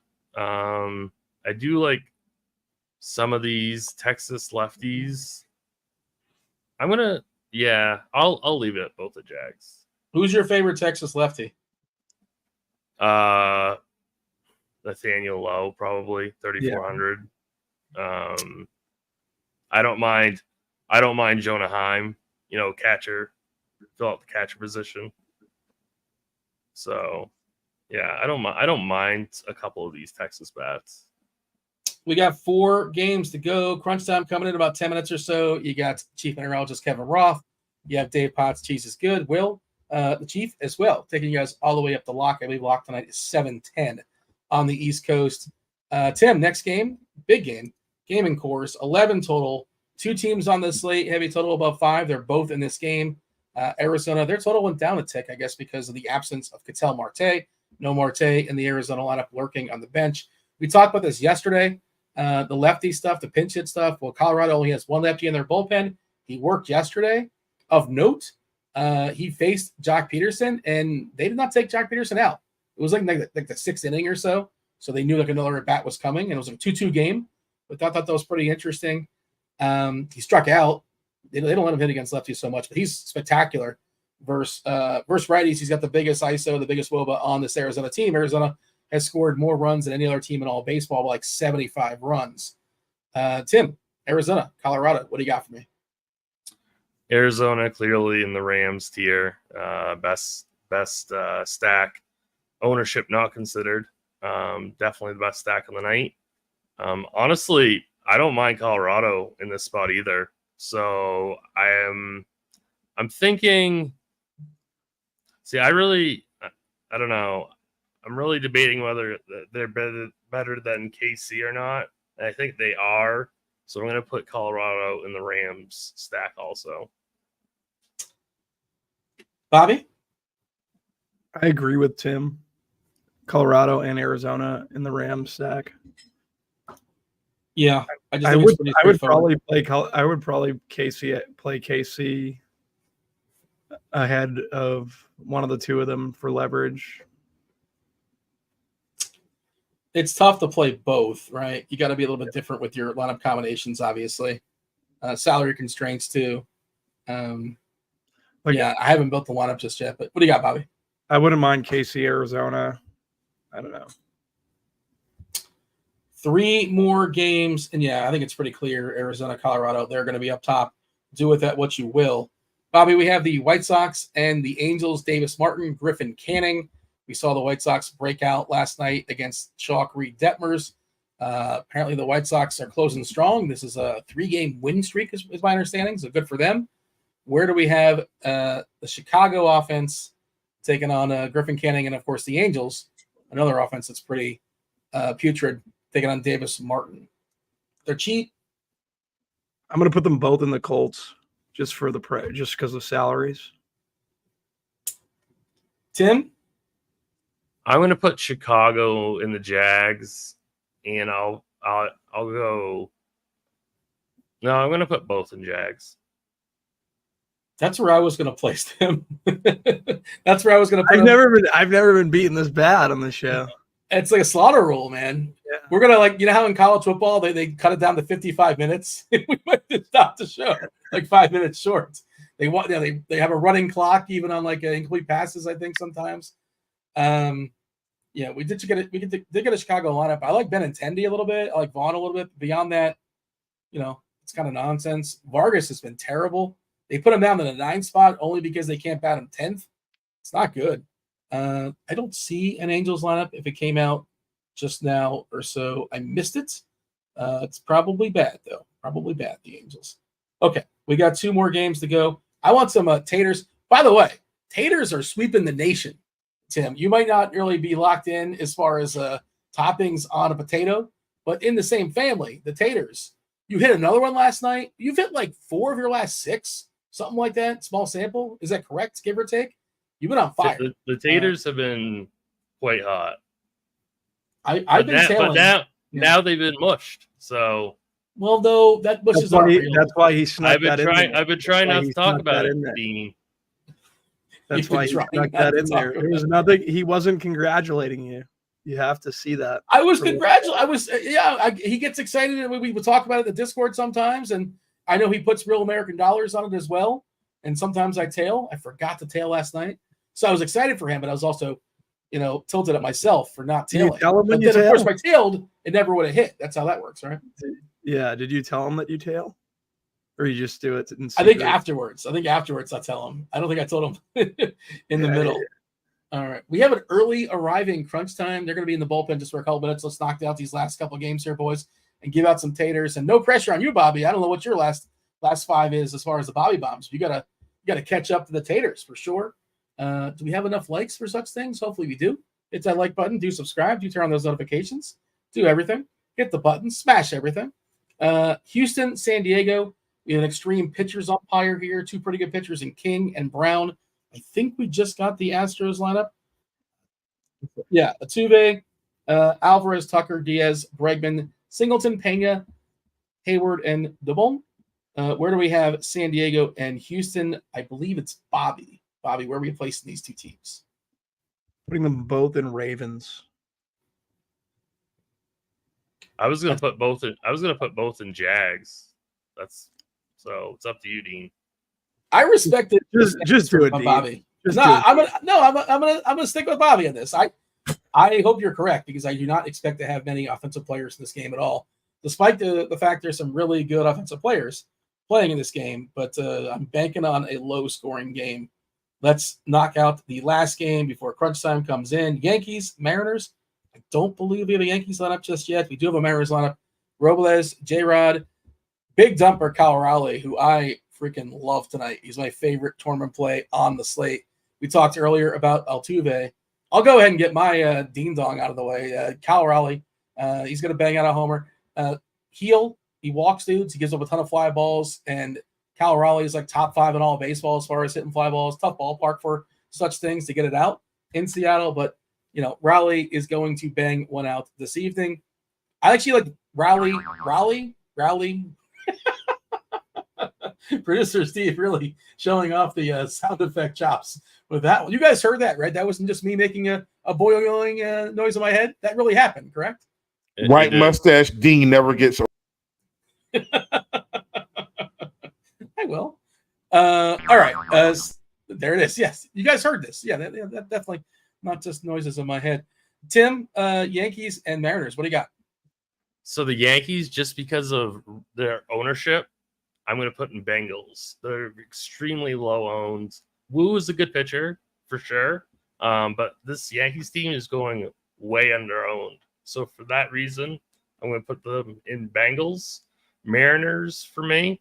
I love Heel tonight. So I'm going to go Mariners in the Ravens tier. Yeah, I like both sides of that. Both sides of my mouth. I think Heel's a really, really good tournament play, but I also think Raleigh and even Raleigh. I think it's, just betting on extremes in tournaments. I think it's an interesting route to take. Where do we have it, Bobby? We got Seattle in Jags, and we have the Yankees and Bengals. I don't even simming throughout the show. The Yankees probably sim well, I'm guessing, because as Tim's saying, they're going to be pretty ignored. Bad ballpark shift. Wu is, not necessarily the pitcher I want to pick on. Where do you have the Yankees in Seattle? Do you confirm Tim's placements? I confirm with Tim on the Yanks, but I'm going to bump Seattle up to the Colts just to get another win here. Because I'm right there in the middle. Yeah, I'm just kind of on the fence because I like both sides of it. So I do agree with you as far as Seattle being live tonight. So yeah, and it works symmetrically too as well, basically, with the Colts and the Jags kind of neck and neck. The summary here, and think of your homers, boys. We're going to go to you in a second before we bring in crunch time. But the Rams have the D-backs and the Rockies. No surprise, 2 teams in Colorado tonight. Bengals have Kansas City and the Yankees. Colts right in the middle. Mets, A's, Cubs, Philly, St. Louis, Seattle, Jags, Milwaukee. This is tier number 4. Milwaukee, Washington, Toronto, Texas, the White Sox, and the Angels, and all the way down at the bottom, slumming it with the Ravens is Detroit, Pittsburgh, Houston, San Diego. Bobby, who's going yard tonight? Yeah, I'm going to be pretty ambitious here, but I'm going to go Bobby Witt. Oh, come on. I mean, look, you can make your own call. No, go to Tim first. Go to Tim first. I got to find mine. So I just did Sal Perez plus 520, and then Bryce Harper plus 420. Enough time here, Bobby, or Tim fired him off pretty quickly. He was good to go. I'm gonna go Brian Reynolds. First Lance Lynn. Do we have a line on that by chance? Probably around 450 or so. Just making it up. That sounds I'm just about thinking right. from DFS, from a perspective of DFS. I'm not worried about the betting lines, Dean. Yeah. Oh, for sure. Yeah. I was just curious what it might be. It's fun. It's 625 at BetMGM and 540 on FanDuel. 625 sounds like a pretty good number. If you could get that sounds amazing. Yeah, do not mind that. It's not the best environment today, but it feels like you're getting a big enough break as far as the line. Okay, speaking of such things, you got Will. Will's talking props all day long. We have Dave Potts, CheeseIsGood, of course, chief meteorologist Kevin Roth, who skates away with another day of unless something popped up. I don't think anything is lurking out there weather-wise. Let's go ahead and bring in crunch time. Let's do it right now.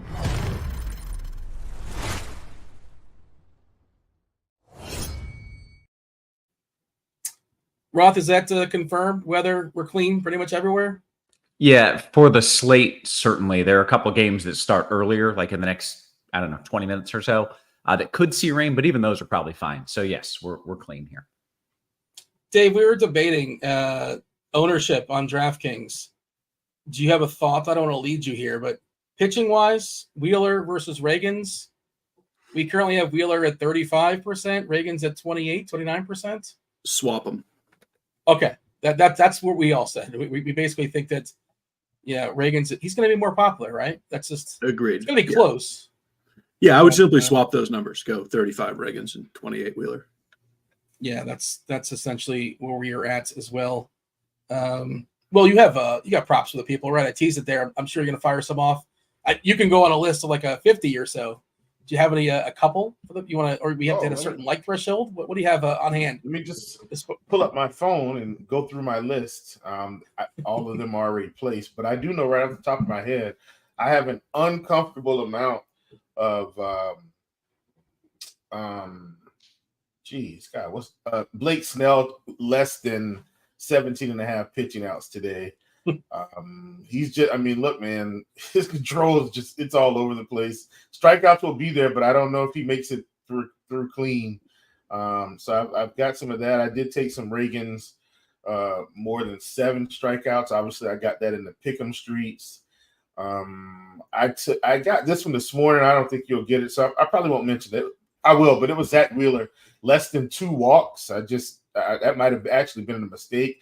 Shane Baz, I've got less than 5.5 strikeouts. I've got some Pavetta more than 6.5.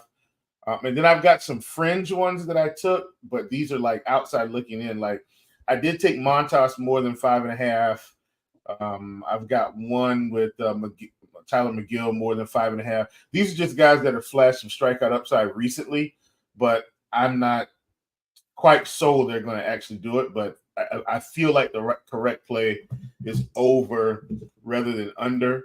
But those are a few I have. And I've got like WNBA and some other stuff in there. It has nothing to do with baseball, so we won't talk about that stuff. Check out the prop shop for more. It's free in the Discord channel, RotoGrinders.com, prop shop. And we should also mention Tournament Tuesday. Tournament Tuesday, if you're not in there, I'm not sure if there's spots still remaining, but you jump in that tournament. It is absolutely free in the Discord channel. Finish first. Get yourself a week free of RG Premium. Finish first while wearing the RG badge. You get 2 weeks. 2 weeks free. Apparently, there are more there are more votes in our poll than likes. That's always insulting. But it was a runaway, Tim, as far as the poll. Is butter a topping for baked potato? Is that even a question, Kevin? like how is that? Yes. Did a human click no? Yes. I did. I did. What in the world? Get out of here, man. Show's over. Goodness gracious. That's all, Tim. folks. That was. Oh man, Tim, what happened there, buddy? It's a staple. It's an implied staple. See, that argument I can understand. Right. That argument right. I can understand. It's an implied staple of the food. No, I got you, Tim. I thought you were saying bacon bites is a topping. I think this is a fair take. We're playing semantics here. You're not saying you don't want butter on potato. You're saying you have to have I want butter on everything. Okay, well that's fine. Yeah. That was a misleading poll. Then, Bobby is getting very uncomfortable with all this cholesterol talk. Bobby, in fact, uses no butter on anything. He uses avocado extract and lemon zest. No, actually, I don't know. I feel like I had high cholesterol in the past. Dog told me how to get it down. Started going to the gym, cut out the butter. Hey, Bobby, listen, you're my guy. Millie Maker winners are all my friends. All right. Cheese says we got to go. We got to go. That is all, folks. Myself, Bobby, and Tasteful Tides Tim are going to go ahead and lead into crunch time. You guys still have plenty of time. 45 minutes, I believe, give or take, leading up to first pitch. Thanks for watching the first portion. Do subscribe. Do not go anywhere. 45 minutes, nonstop MLB DFS conversation continues now with Kevin Roth. Go for it. Good stuff as always. Welcome to it, ladies and gents. You know the drill. It's crunch time. It's two of the sharpest minds in the biz. Dave Potts. Cheese is good in the house. Cheese, I don't know what the board was that they had, but you loved it because the Ravens were at the bottom of the list. Yeah, so obviously the board was amazing. I think it was all those teams are 0-2. I think. Oh, okay. Nice. They're the worst team in the league, period. So no matter how you rank it, they're last. But yeah, that was an amazing board. Yeah, okay. How you feeling about this slate? You feeling good? I am. I like it.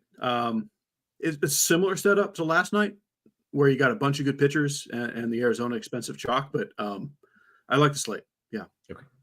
Very good. We got the Chief in the house as well. Already gave you guys some props. We're going to give you some home run bets as well. Make sure you hit that thumbs up for us here as we dive into things. Chief, how are you? I'm good, man. Anytime I get to do a show with Chief and Cheese, knowing that at some point during questions, I'm not going to know which one of us is supposed to answer, it's a great day. I love these shows, the Chief and Cheese. I am going to be way more attentive for the and the F today. I'm going to try not to mix those up.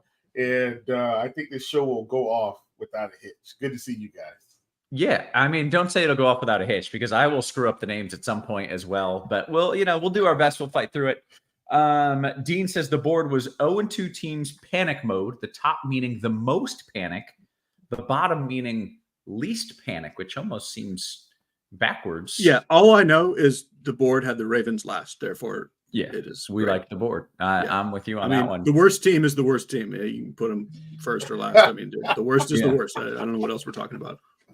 We want to dive into this slate. We do have plenty of time. Quick cholesterol story. My cholesterol at one point, I went and got it checked, normal checkup. I'm a fit young guy. My cholesterol was over 400. And the doctor was like, holy shit, you're going to die. So now I'm on a bunch of drugs. Yeah, it wasn't good. The sound effects are amazing, by the way. Steve, this is taking the show to the stratosphere. Just keep that going, buddy. Oh, my gosh. I'm popping that statin now every day. It's down to 220. So now I'm probably going to live a little longer now. I got me some of that, too. It's good stuff. Yeah, you're on that, too? Yeah, I'm trying to get it in a gummy form, but still working on that. Yeah, I don't think that's a thing. Okay. All right. Medical stories aside, let's dive into this slate. As we mentioned, there are no weather concerns. We do have winds blowing out in Colorado, but not to some massive degree. It's Colorado. It's always great hitting. So let's just talk about what we're doing here. And Cheese, we can start with you. All right. It's another one of these slates. There's a whole bunch of good pitchers, but a bunch of them are kind of knocked essentially out of the main pool just because of matchup. And you're allowed to play all of them just because they're good. But basically, guys like Hunter Brown and Nathan Eovaldi and Brian Wu and Michael King are kind of just MME leftovers because there are other good pitchers and better matchups. The obvious top two are Zach Wheeler and Cole Reagans. And with Reagans being cheaper and having the better matchup, I think Reagans is the chalk. That's what they were kind of talking about at the top. We're showing Wheeler with higher ownership, but I do think it's Reagans with the higher ownership, but those are your top two. There are ways to actually play both of them on DK, and I've got some of those. I think the big wild card is Luis Heel against the Mariners. I have, I think, one Heel lineup in about 40 lineups. I just he can't throw a strike. But the upside is absolutely there. He's the only guy who kind of theoretically could match Reagan's upside in a best case scenario. So I wouldn't blame you if you were playing more than that in this matchup. I just personally am not. And then cheaper stuff, Chris Basset, Tyler McGill, Lance Lynn. I like Lance Lynn a lot. He's got a lineup with only two lefties, and he's still good against righties.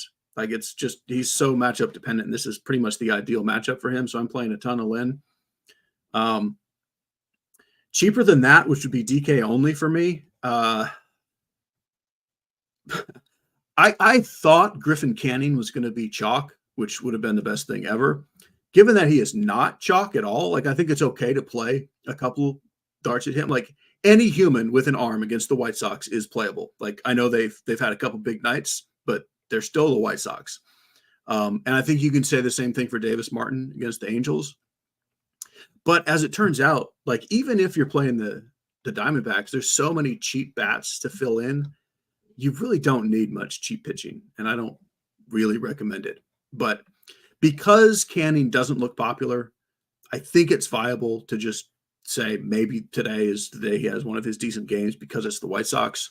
I would just be cautious about Canning with Arizona stacks. That's the whole point anyone's going to use Canning is just to go with the top of the Arizona lineup. So I would rather use Canning if you're doing a more off the wall stack that you're spending up on the Yankees or the Phillies or something like that. Okay. Geez, you said you thought he would be chalky. how are you off in that? I feel like you have a great feel for this kind of thing. Do you think that maybe the numbers are off and you are going to be right? No.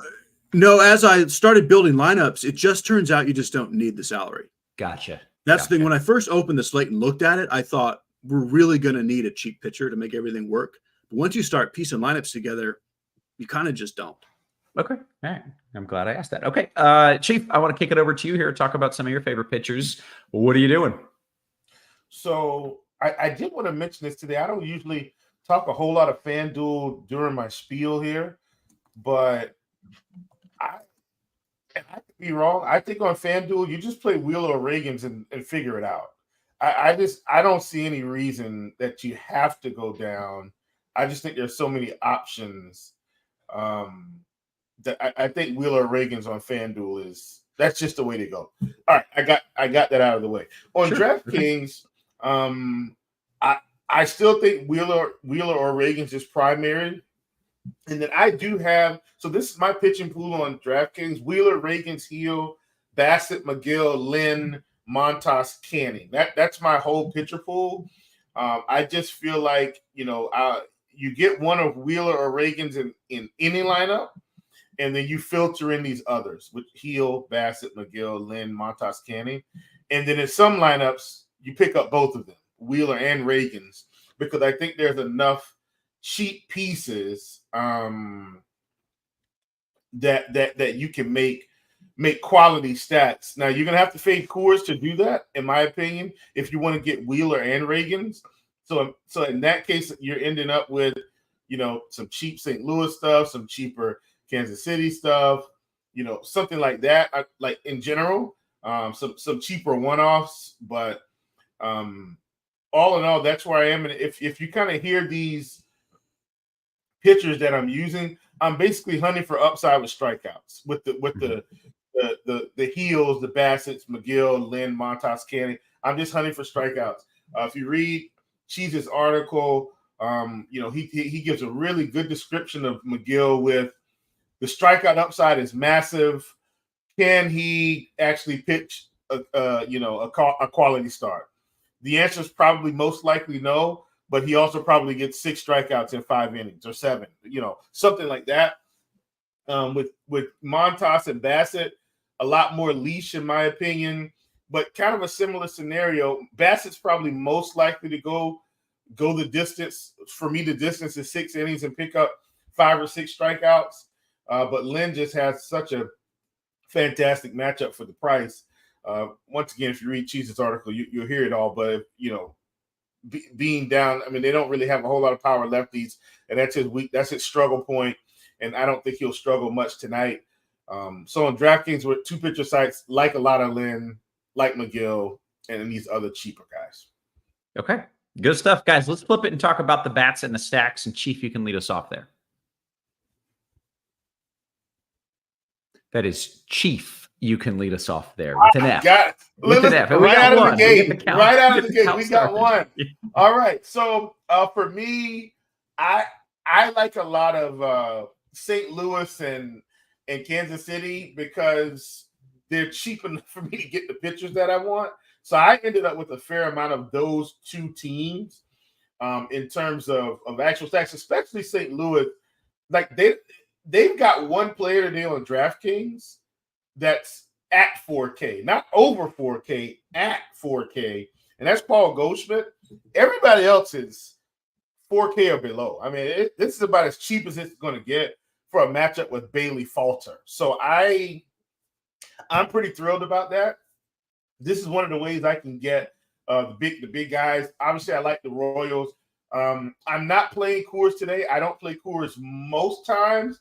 I'm a lot more afraid to not play it today than usual, if that makes any sense, because this is a really good spot for both sides. Low strikeout Montgomery. I mean, Colorado could be a massive spot here. And then if I'm going all the way up today in terms of a big spin lineup, if you will, it's probably the Yankees for me in a tougher spot than some of these other teams, not a easier spot than some of these other teams. Like you've got Brown against the Padres, you got and King against Houston. I feel like both those sides neutralize each other. So if I had to have a big spin lineup, it'd be the Yankees. And then outside looking in for me is just another cheap stack, which is Oakland against Jordan Wicks. I don't think Oakland lights it up today, but they're still cheap enough in certain spots for you to get these big pitchers in. But those are my main teams today. Playing a whole lot of cheap stacks. Okay, are we just getting Yankees lineups in now? Because I'm seeing things like no Volpe, no Stanton, Cheese. Yeah, because they're playing late. Just came out just now. They're in Seattle. Okay, so does this change some things? Because not at all. No, like those weren't in the top 5 Yankees anyway. Because you want to start with the lefties against Wu, and then you want Judge, if you have a bunch of Yankee stack at some point, you probably have sure in if it, you've got them. Doesn't change anything. Gotcha. Okay, Cheese, walk me through what you think the best stacks are tonight. So pretty similar. And what Chief was mentioning with the cheap stuff is why you don't need Griffin Canning. Even if you're not stacking those teams, you can just grab a piece or two from those teams to make everything fit. And then I will throw the White Sox and the Angels onto that same bucket as the Cardinals. Like, these are 2 really bad pitchers and 2 really bad bullpens against 2 really bad offenses. Bad and bad versus bad. Sometimes the bad has to win. Some of the bad has to win. Some way, it could be the pitching bad or the hitting bad. I lean towards the hitting bad. Like, I'm more on the hitting side there today. And as far as cores, I'm a little over on the Rockies and definitely under on the Diamondbacks. And kind of like what Chief was saying, I don't feel great at all about being underweight on the Diamondbacks. But with salary considered, it's just not that likely that they just nuke the slate to where you have to have them. Mm-hmm.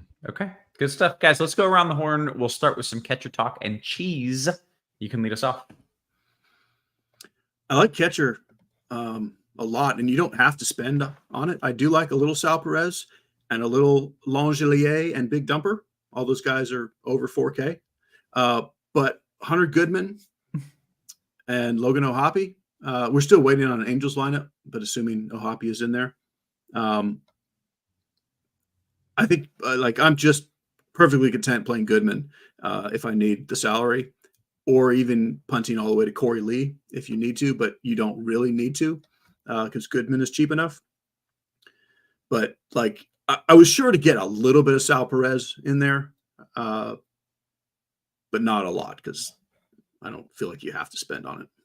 Geez, look at our boy Hunter Goodman with 3 tags. I'm so proud of him. It's just so cheap. It's so weird. Like the pricing is so weird. Like there's a couple guys, they're just not going to raise the price. Like they jacked up all the Diamondbacks and Rockies except Pavin Smith and Hunter Goodman are just like free. And there's just no way around just playing them. Yeah. Okay. Chief, what are you doing? Yeah, I mean, I don't see any reason to not consider those guys. I am going to throw Jonah Heim in the mix. He hasn't been great this season, but as good as Basset has been down the stretch, his struggle has still been lefties. Now, once again, this isn't me saying Jonah Heim is going to light the world on fire. This is saying it's another cheap catcher in your arsenal tonight. And then I will throw in Freddie Furman from Kansas City and Pedro Pages from St. Louis against Falter. Very nice. It's not Pages, it's Pages. Yeah, I think that's the correct pronunciation. I try to work on these things, but if it is Pages, then I will fix it. Yeah, I don't know. I know we can confirm that the Dodgers guy spelled like that is Pages. I've not heard for sure on the St. Louis guy, but I trust the Chief on that. I trust you as well. I feel like I've been saying it wrong this whole time. I've been saying it wrong the whole time. Chief, what are we doing at first base? So listen, I'm going to mention a cheap guy here. And he does have a tag, but Lucan Baker's 3,200 against Falter. Once again, I don't know how St. Louis gets away with being this cheap. I know they haven't been great, but it feels like they should be a little bit more expensive than this. And I know Lucan Baker is like more of a call-up than an everyday player from throughout the whole season, but the team is still cheap. So Lucan Baker at 3K, obviously Pavin Smith. Once again, I'm not telling you to fade Pavin Smith or not play the Diamondbacks. I'm mostly doing single entry today, but Pavin Smith at 3,600 in this spot is just ridiculous. I don't know. I don't know what happened there. So, he's in the mix. Goldschmidt's in the mix for me. Michael Busch, believe it or not, against Spence is in the mix for me. Up top, I'm still fine with Pete Alonso against, Parker. I don't think Parker's some, world beater. I think he's reasonable, but I'm in there. I'm in with JD Martinez. These power righties against Parker, I'm perfectly fine with. Okay, Cheese, your thoughts there at first. My thought is everyone's playing a cheap first baseman, mostly because of Pavin Smith, also because of Luke and Baker, even like Andrew Vaughn. So I like spinning up to be different. Toglia, Bryce Harper, Pete Alonso. Oh, okay, yeah. I mean, Pete Alonso is not even in the page of ownership. He's not even there. We got to scroll. He doesn't even exist. Yeah, it's like 3%, and I think that's right. Like, yeah, it's a very good spot. Yeah. Let me ask you this: our ownership suggests Baker's going to be on the outside looking in with the cheap stuff. Like Pavin's projected now. I know it's just projected. He's picking up about 16%, and then we've got Goldschmidt at 11, which to me says at least 10 and 15, reasonably so. Where are you at on the cheap stuff in terms of how you've got them in your bills? That ownership is off. Like Baker will be like the third highest owned first base. Like we've got Cavadas and Andy Ibanez like picking up ownership. Give all of that to Luke and Baker. Right. Yeah, that's what I thought too, but it caught me off guard. Okay. Moving on. Cheese, second base. So with Marte out, you're not spending a second base. I mean, outside of a Rangers or an Astros stack. So like the 4K range on DK, and which is kind of like the right around 3K on FanDuel, Rogers, Massey, and Stott are the three guys that I like fairly well. And that's most of my lineups. But I don't mind going cheaper with Zach Geloff, or obviously Chief is going to like the cheap Cardinals bat, which I do as well. Pronounce that for us, Chief. Thomas, who's that now? Hold on. Sagise. I have to look at it to make sure. Yeah, I think it is Sagise. Yeah, I've never heard his name pronounced, but he's I like him a lot for 27. But really, Rogers, Massey, Stott is the bulk of my pool where I don't need to go cheap. Okay, Chief, your thoughts at second base? Yeah, I'm pretty close here. So my problem is all the big spins at second base, or most of them, like they're facing pretty good pitching outside of Michael Massey, who I love, against Casey Mize today. I'm fine with Nico Horner. He's just buried in the bottom of the lineup today. I think Rogers is a perfectly fine play. While I don't want to stack this game, I have an affection for Brendan Rodgers today against Mr. Low Strikeout Montgomery. I mean, if he doesn't get on base today, I don't know what to tell you. He probably won't now that I've mushed him, but he's a fantastic play today. And then obviously, you're going down to just cheap Cardinal stuff, cheap White Sox stuff if you want to just throw something in there. But I'm pretty condensed on Cardinals, Kansas City, and then a guy like Rogers, who I kind of can't get away from because of the spot, because he's such a lower strikeout bat than most of these Colorado guys. Okay. Dean with the pronunciation guide here says it's Sujasi. We are never saying that. We're never getting that right, and we're just going to apologize right now. Yeah. I'm calling him Sagesi. So he'll just be honored to have been mentioned at all. Yeah, that's right. Chief, what are we going to do here at the old third base spot? Well, I mean, look, man, how much Jazz Chisholm is too much Jazz Chisholm today at 5,200? And here's why: he's getting no ownership. And I just like playing guys. To me, Jazz Chisholm, Soto, Lindor, these are like similar type bats where they can just get there in multiple ways. I like Jazz a ton today as a one-off, to steal a base, stuff like that. Because some of these other expensive guys like Machado, I'm just not thrilled about. Bregman against King. I like Vientos. Obviously, I talked about the power righties against Parker, so I'm fine with him. And then, of course, my favorite today, love St. Louis, is going to be Nolan Arenado at 3,900. I don't mind Paul DeJong if you want to get to him in some of these Kansas City stacks. Perfectly fine with that. I don't mind, if you get to like a like a Tyler Nevin at the bottom of this lineup. If you're just throwing in something, I wouldn't recommend Andy Ibanez, but if you need to go that cheap, he is leading off against Reagans. But I don't, that's the only reason I think you would play him. Other than that, I'm pretty condensed for a 10-game slate today, Rob, just because all of these bigger names just feel like they're in rough spots. And that could come back to bite me, but I'm going to roll with what the data is telling me here and get to these mid-range and cheaper guys. Okay, fair enough. Cheese, your thoughts at third base?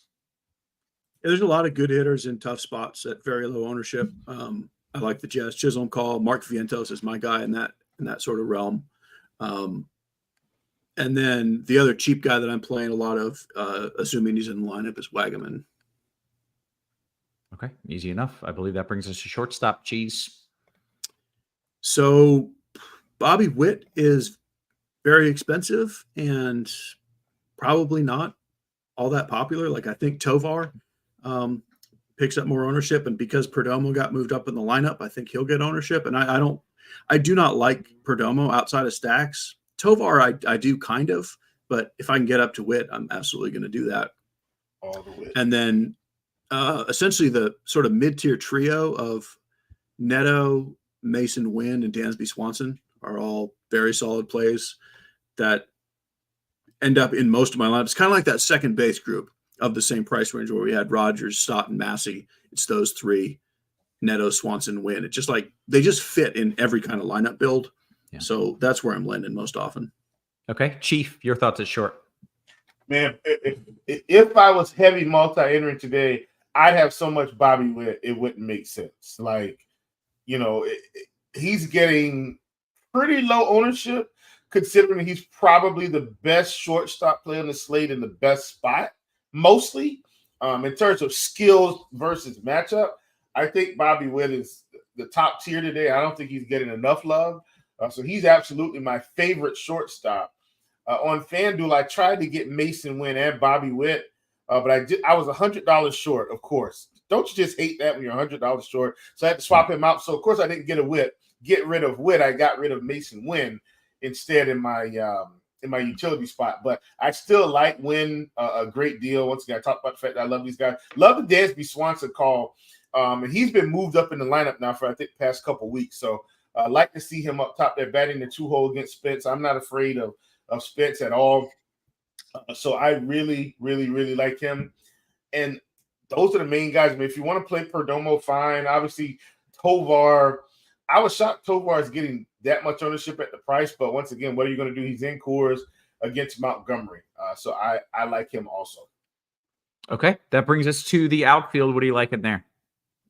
Cheap outfielders for Kansas City. Most of these guys are in the 3K range. I'm talking about Tommy Pham, Renfroe, those types of guys. I love them. I really like Juan Soto today. Cheese mentioned the lefties. That's another reason I like Jazz so much. These lefties against Wu, I think, are just fantastic. I don't mind Schwarber against Montas. I like Montas. I think he can pick up some strikeouts, but I don't mind playing him as well. Brent Rooker is up top. And he's expensive, but going against Wicks. And it's so funny. I feel like on the last show we were on, we were talking about how Wicks hasn't given up any home runs, and he just gave up 4 in one game. That was against the Dodgers. Don't get me wrong, but my point still stands. Home runs will come when a pitcher isn't elite. So I like him. Other than that, and I've liked this guy since last night. Cody Bellinger gets Spence, obviously. Also in that Chicago game, like him a ton. I'm not going to mention the Arizona guys because I know everybody's going to play them. Taylor Ward is like okay. I think he's fine. This is the guy I think Butler's going to be okay today.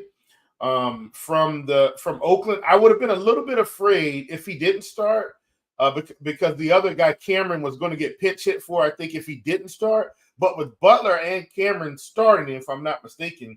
That actually gives me pretty good interest in both of those guys because to me that cuts down his pinch hit risk, which should give Butler a chance later in the game they have some sort of a platoon advantage. So I did want to mention that because I do think that's important. He has been one of their better players, and I am going to cut it off there. Okay. Cheese, your thoughts in the outfield?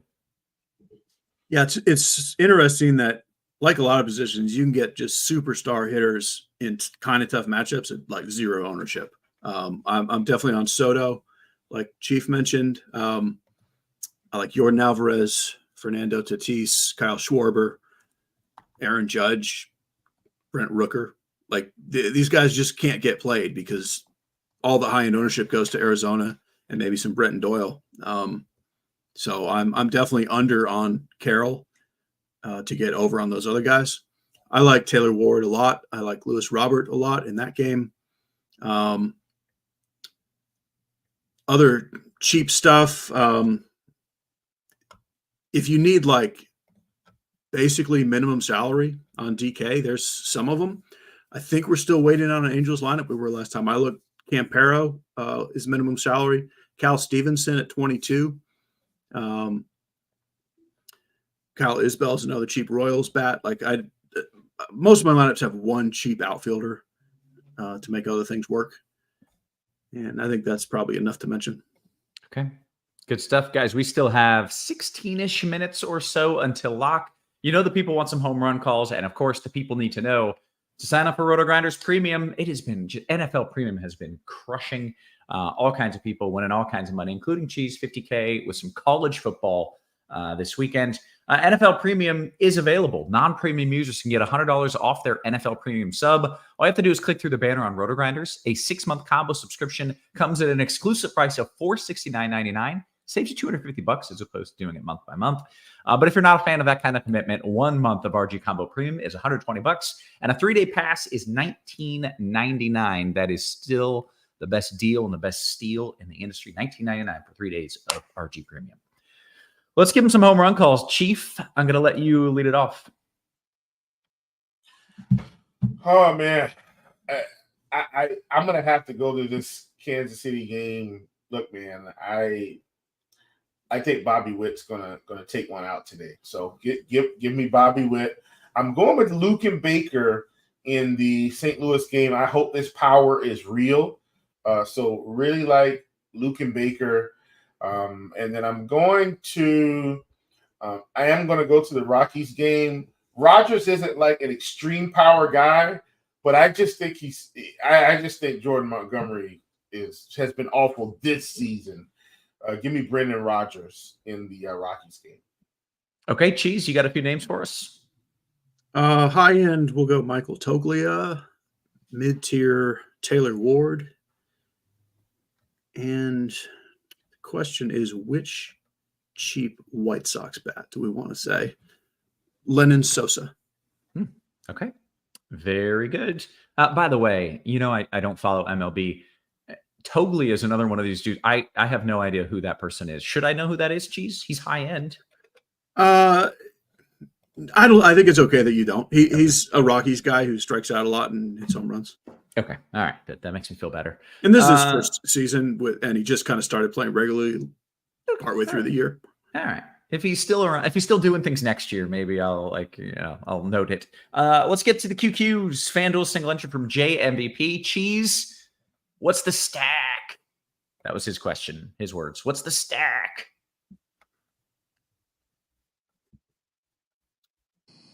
It's so muddled up. Yeah, that's how I feel about it. Like, can we, you know what, though? I'm going to say it's the Rockies. Like, I think anything other than Arizona, I think you're okay on ownership. So Rockies, that was tremendous with the Crickets. I want to. How can he be so quick to have all of these sounds ready that fast? He's really next level. Like kind of like Michael Toglia, like a guy who's just come on strong this season. Producer Steve. All right, we know his name.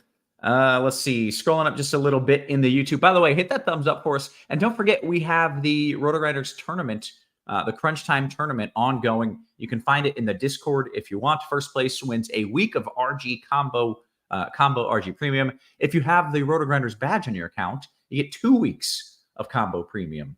So there's no reason not to sign up. It's free, right? Yeah, it's free to join. Why would you not be signing up for this? Make sure you are jumping in that. See if you can take down some of the others in the chat. We'll go to Andrew's question. Chief, I'm coming to you. Is Seattle sneaky against a walk-prone heel? They could be. I'm not really thrilled about Seattle today, but it's definitely possible when a guy has a walk issue. Yeah. Okay. We'll go to L21. Chief, right back to your favorite DK GPP pitchers. So maybe just like your favorite pairing. Favorite pairing, give me Reagan Lynn. Okay. By the way, we are almost already done with the questions, so please get your questions in. They can be about baseball, they can be about football, they can be about dinner. That's pretty much it. You can go off the wall. They can be about ice cream, certainly. We always welcome those. That's the same as dinner, though. For Cheese, that's the same as dinner. There is that. Cheese, pick one hitter for FanDuel small field tournaments, Witt or Soto. Both super fantastic. I would go Witt. Okay. Let's see. 3 max Cheese on FanDuel, 3 different pitches. Oh, I always love this. So FanDuel, he's doing a 3 max. He wants 3 different pitchers. Who are your favorites? You're going to definitely do a Reagan. So I think you do a Wheeler as well. And then my next one is going to be down to Lance Lynn. Okay. Rangers fan says, I once again implore RotoGrinders to have NHL crunch time with Cheese this upcoming season. Would you come out of hibernation for that? So let me say this. I don't know, if Rangers fan is in charge or not, but if he can get them to do NHL crunch time, I'm on board. This could happen. Just could happen. It out there. Yeah. Let's see what else we've got. Here we go. Chief, coming to you. Carroll or Toglia, FanDuel? Man, I'm going Toglia, man. Montgomery's been terrible. Okay. We'll go to Flying Armbar, FanDuel. Is it better, Chief, to go expensive pitcher and cheap batters, or mid-range pitcher and more expensive bats? Thank you. I'm going expensive and cheap to mid-range. I just think Reagans and Wheeler are just clearly the best 2 today, along with Cheese. Okay. Cheese, let's see. Oakland, a good stack in a DK small field tournament? I do like Oakland. Yeah, I think that's good. Okay. We have multiple just personal questions. Cheese, Peter wants to know, he says, I saw Cheese bink a NASCAR slate over the weekend, I think. Are you winning at NASCAR too? No, I don't. I don't think that happened. I really don't. There's a lot of people who have names with Cheese in them. I think that was a false alarm. All right. College football, hockey, video games. Esports, yeah. Right, yeah. No NASCAR. All right, let's see. Chief Jim says outfielder 3,100 on DK. Ooh. I'm going to answer that quickly. I'm scrolling right now just to see where I end up. 3,100. Honestly, give me Verdugo at 3K. I think he's a much better hitter than Jordan Walker. Okay. Your favorite stack in FanDuel, Chief? Kansas City. Okay. TT says, Cheese, this is a hair metal band question, which is not really your genre, but Cheese, who is the most underrated hair metal band, and were you close to anyone that knew anyone in some bands from Seattle? So were you in the circle? So not the Seattle scene, because more like, East Coast stuff or Southeastern stuff. So no, Seattle was one place I almost never toured at all. Kind of missed that whole scene. Hair metal band. It's I love a lot of individual songs, 80s songs, but not like bands. I just listen to everything the band has. So I'm not even sure how to answer that, but I do love mostly the power ballads. Yeah. Power ballad, it really still can't be beat. Yeah, there's some good ones. All right. Let's see. Cheese, baseball question for you. Andrew Martinez says Reagan's heel or Wheeler Basset?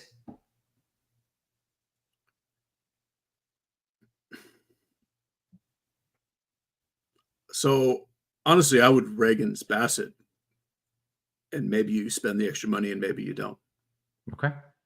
Let's see. Single entry stack to win it all. I feel like we've done this 3 times already. Chief, your favorite single entry. This is DK. I don't know if that changes anything for you. Okay, it does. I like DK for me is going to be St. Louis because they're just overall super cheap. Nice. Shout out to Jerry. He says, "Hi, Roth. Just saying hello, no questions." Hey, man, thanks for saying hi. It's like the first time that it's ever hi happened. for us, Jerry. Yeah. Hello. No. You guys get all the attention. You're getting all the questions directed your way. I get a random hello. I like that. Thank you, Jerry. Let's see. Chief, 2 catchers from Colorado, 2 catchers for Colorado. What are your ownership thoughts? Split the difference. Play them both. Okay. Let's see. Cheese. Oh boy, we got a Rocky Raccoon question, and as always, I'm just going to read it as it's written because you never know. I already don't know. Okay. How are you liking that Motor City Liddy Detroit stack today? They're good. Also, eggplant parm or chicken parm for dinner tonight. I have both ready to rock. Jeez. The second part of the question is the easiest answer ever. Yeah. I'm not even going to bother to respond. You obviously know the answer. I have 0 Detroit stacks. You're always allowed to play against like any stack in MME against a chalky pitcher, but I think they're dead last on the slate for me. I would have been in your camp, but when he put in all caps Motor City Liddy Detroit, I see them in a new light now, and I think they're winning it all. Yeah, that would move them up a spot or 2. Yeah, yeah. We can move them ahead of like Houston. Okay. For that or something. I don't know. All right. We appreciate your enthusiasm, Rocky. Chief, coming to you. FanDuel GPP, Mets Washington game stack, or Cubs A's game stack. He would have Reagan's. Cubs-Astros for me. I mean, Cubs-A's, Athletics. Yep. Not the Astros. We'll go to ES Flores. Chief, do we think Wagamama and Campero start for the Angels today?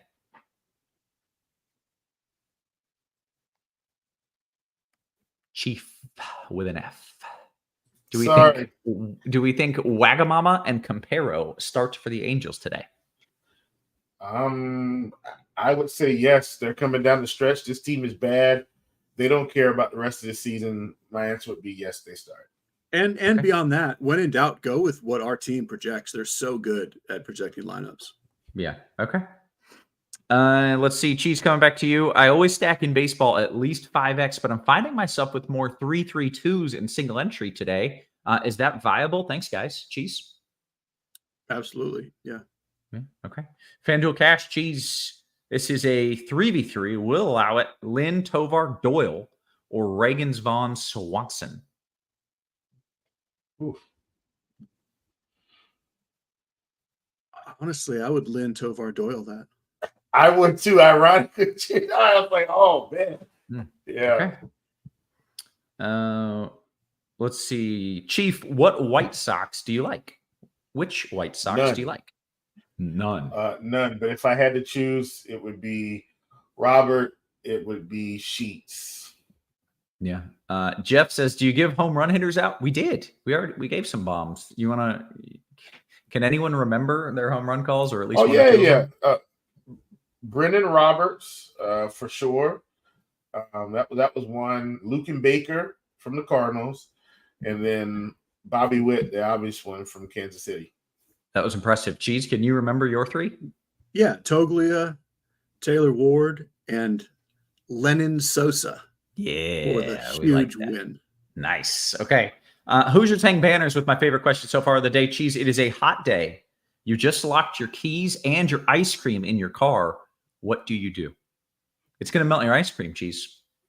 Yeah, I mean, you don't really need windows, so the ice cream. Yeah, that's it. You got to bust out a window. That's it.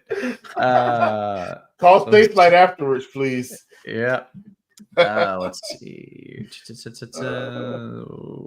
Your favorite 3 props for tonight. Chief, you gave out some prop bets earlier. This is a question from DePrince. Your favorite props for tonight? You have maybe 2 or 3 for them?